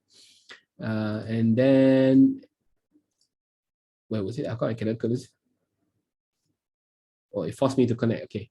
Then or else you can also link to Canvas and Schoology and all that, like if you're using, or you can just give them the link. So they will come in and they will do the discussion. Okay. This is for written type. If you want to do the live speaking type, then you go for live. Live is more like a real-time Socratic seminar type. You can see here, live discussion, nobody here, right? Let's say if you want to come in, let's say if some part, still got time a bit, okay? If I don't know whether you can come in, just click and see. I don't know. I think you might need to sign up. I think if you sign up, then maybe we don't have time for that. Oh yeah, I can see here. Laju, okay. So you can see here. Once I have student here, let's say I have all my students here. These are like macam waiting room. Okay, you can imagine this one is like a waiting room. So they are not really. I'm not starting yet. Right. Once I have all my student in, then I can click start. Okay, let's say I click start. Since I only have Dr. Atias, then Dr. Atias will be the one. It's like you can imagine here. This is like then I have 2 now. So I have start. You can imagine like this is a stage, right? This is a stage, empty stage. Of course, nobody is here. Then I can add Dr. Atias. So okay, see here, they are not allowed to talk yet because they are not allowed to talk yet. So because I am in control. And I can turn on Q, I can turn on audio and all that. This is let me turn on. Zip, okay, got it. Why is it up? Oh, because I'm talking, sorry. Oh yeah, sorry, audio. Okay, let's say I want Dr. Atias to talk. So I just tap. Okay. Sorry, I can just add student to queue. This is assess. If you click on the student, you see already assessment. This is already your assessment part, the rubric and everything. But if I click add, it will add now I'm asking Dr. Atias to speak, but she can reject actually. I think so. She can reject the add to queue, right? And then any student who would like to be added, just have to, you can click on the this one, or even tap in. Sorry, tap in means I intervene, right? I can tap out. And then, but from the student point of view, you can actually decide what you want to do, right? Right now, I'm asking Tatia, but nobody, so maybe I just, okay, I just part, tambah, okay. Queue is full. Okay, let's say this is on the deck, mean preparing to come in. Okay, let's say it's actually waiting for the student to talk. So once the student start talking, it will appear in the speaker. Anyone want to try? Tafara, Ida, maybe can you talk say something? Yeah, hello, testing 1 2 3. But it's from the Zoom. I think maybe because we're on the Zoom. Oh, tak boleh dua app I think so. online sama-sama kot. Somehow I can hear, but then let's try talking. Can you try? Dr. Novara, say something. No, I don't know what happened. Maybe because we are running two things. Yeah, can. Oops, can. A bit delayed. Let me just. Yeah, okay, disable. Connecting, but nothing happened. I think because of the delay. Yeah, just now the voice came in, but a bit delayed. All right. Okay, I have never tried the voice version yet because I think I foresee there will be some problem like now because of the connection. Student will be talking and then the delay. But the concept is like you can add your student in and then you monitor the discussion lah.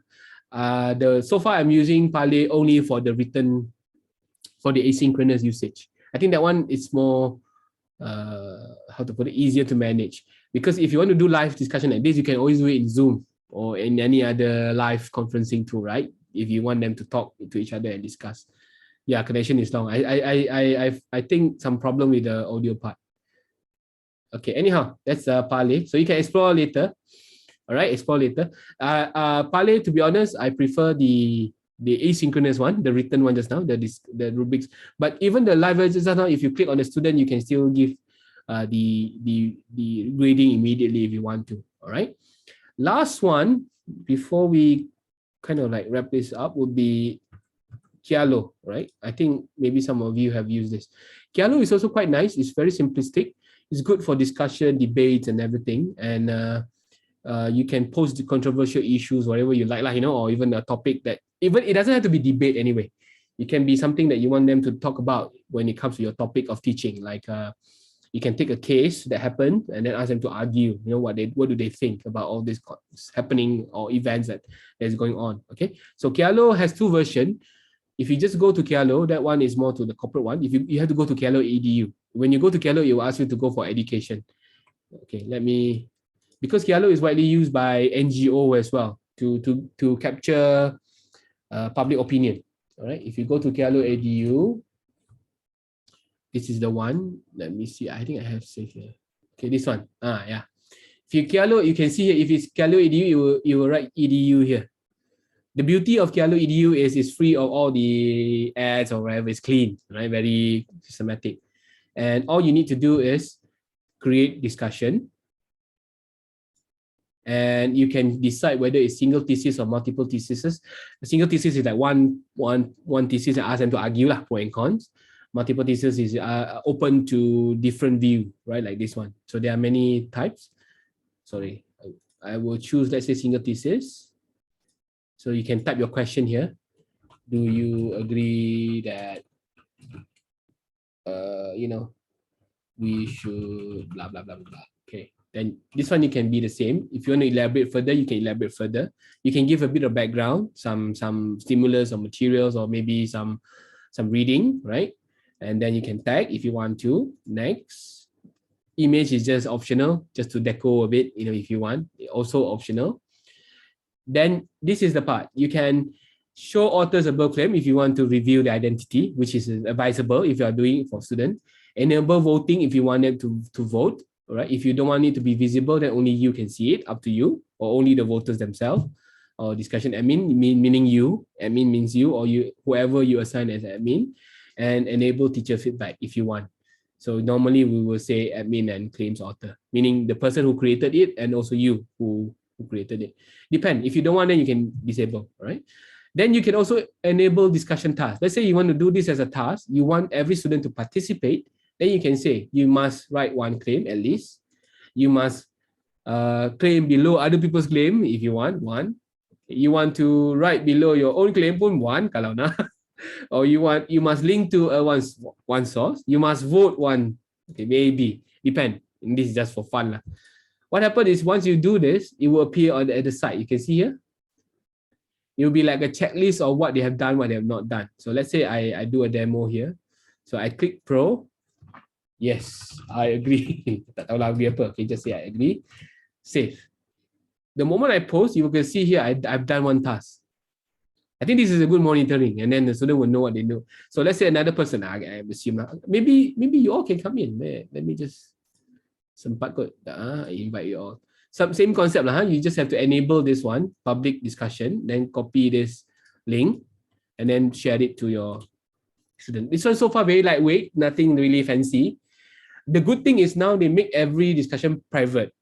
Private as in it's not searchable by any other people. Last time they make it public, and I posted some controversial issue, and I saw some foreign people commenting on my student punya feedback. You know, sometimes it's not that good lah, disturbance from outsiders. So now they make it public. All you have to do is just enable, but only people with the link can come in. So if you come in now, you can just type, just click anywhere and then start typing lah. You know, can you try? Maybe some of you can claim something.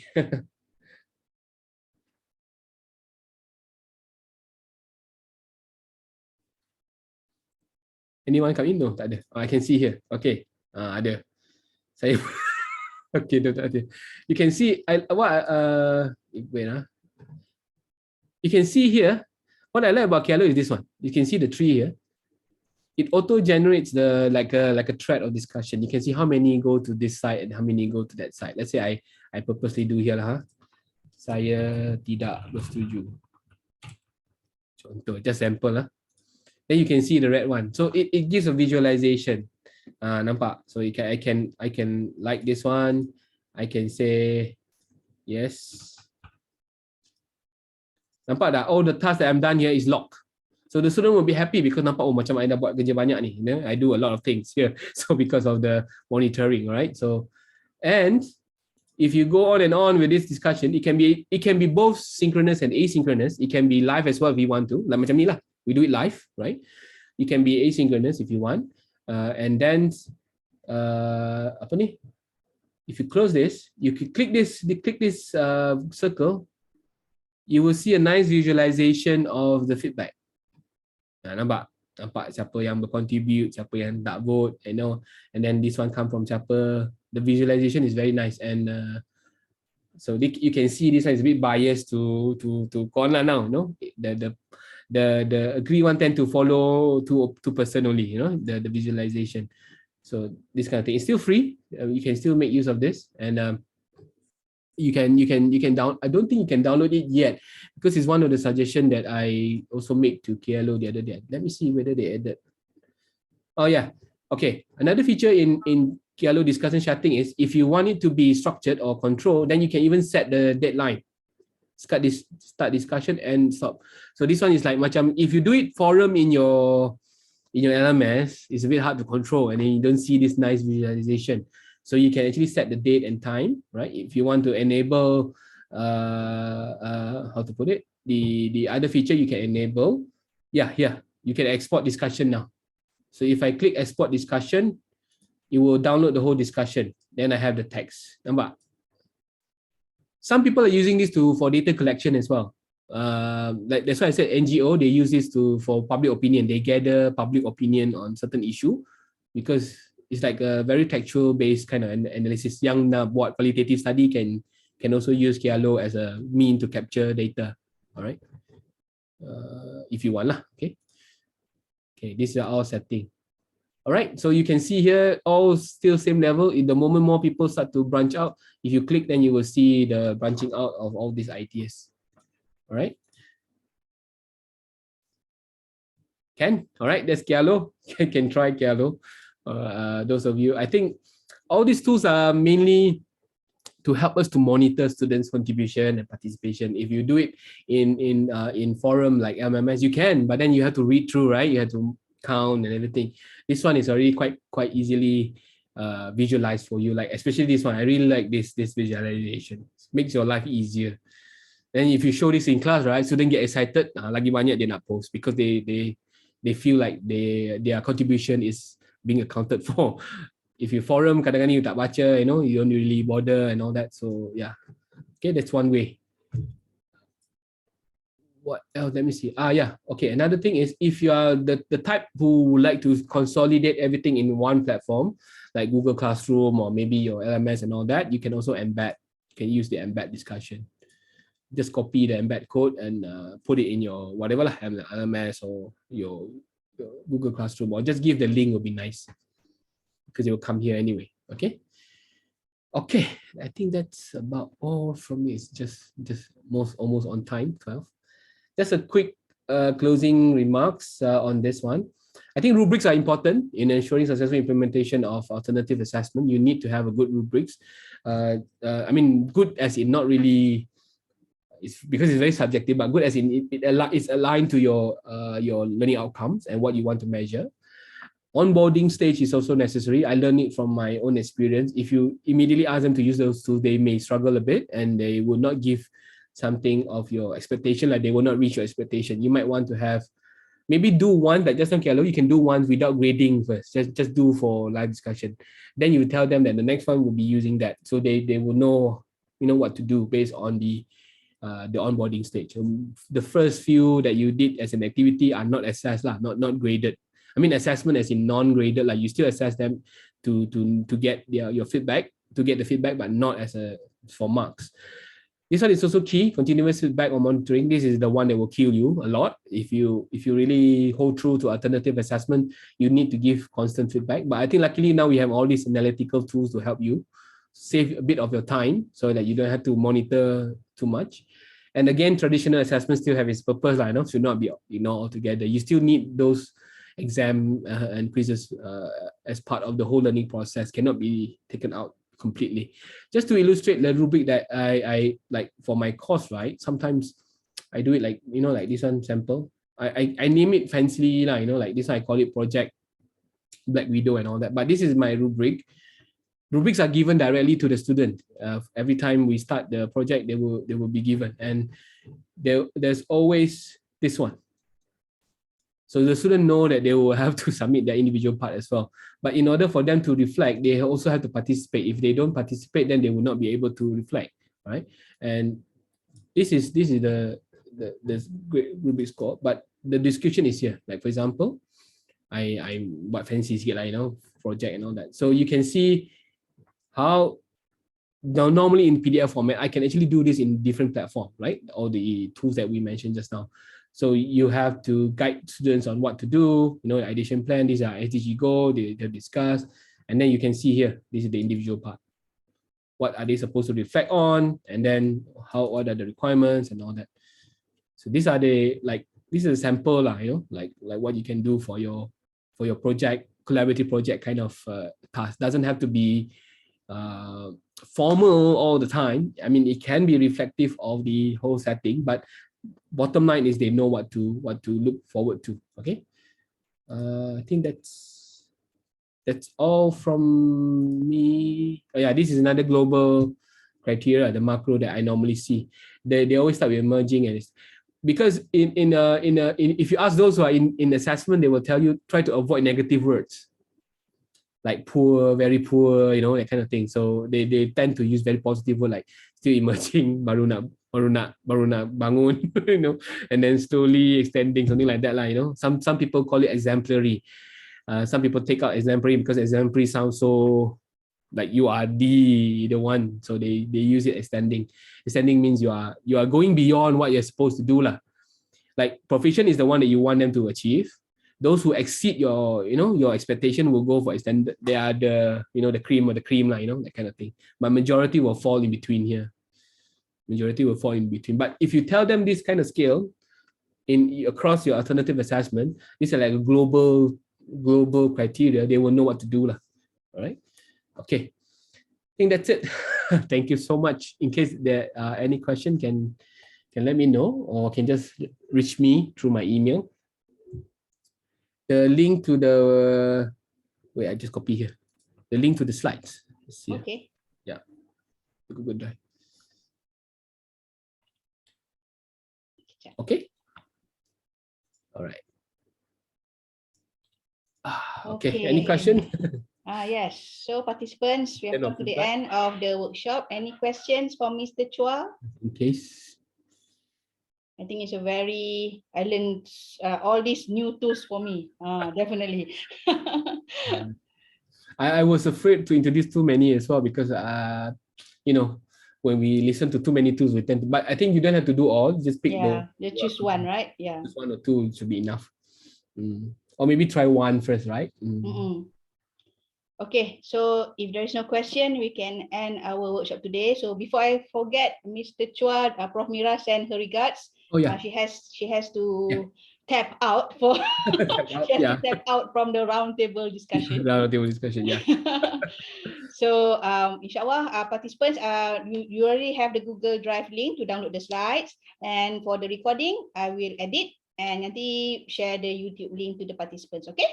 Yeah. All right, so let's end our session with Tasbih Kifarah and Surah Al-As.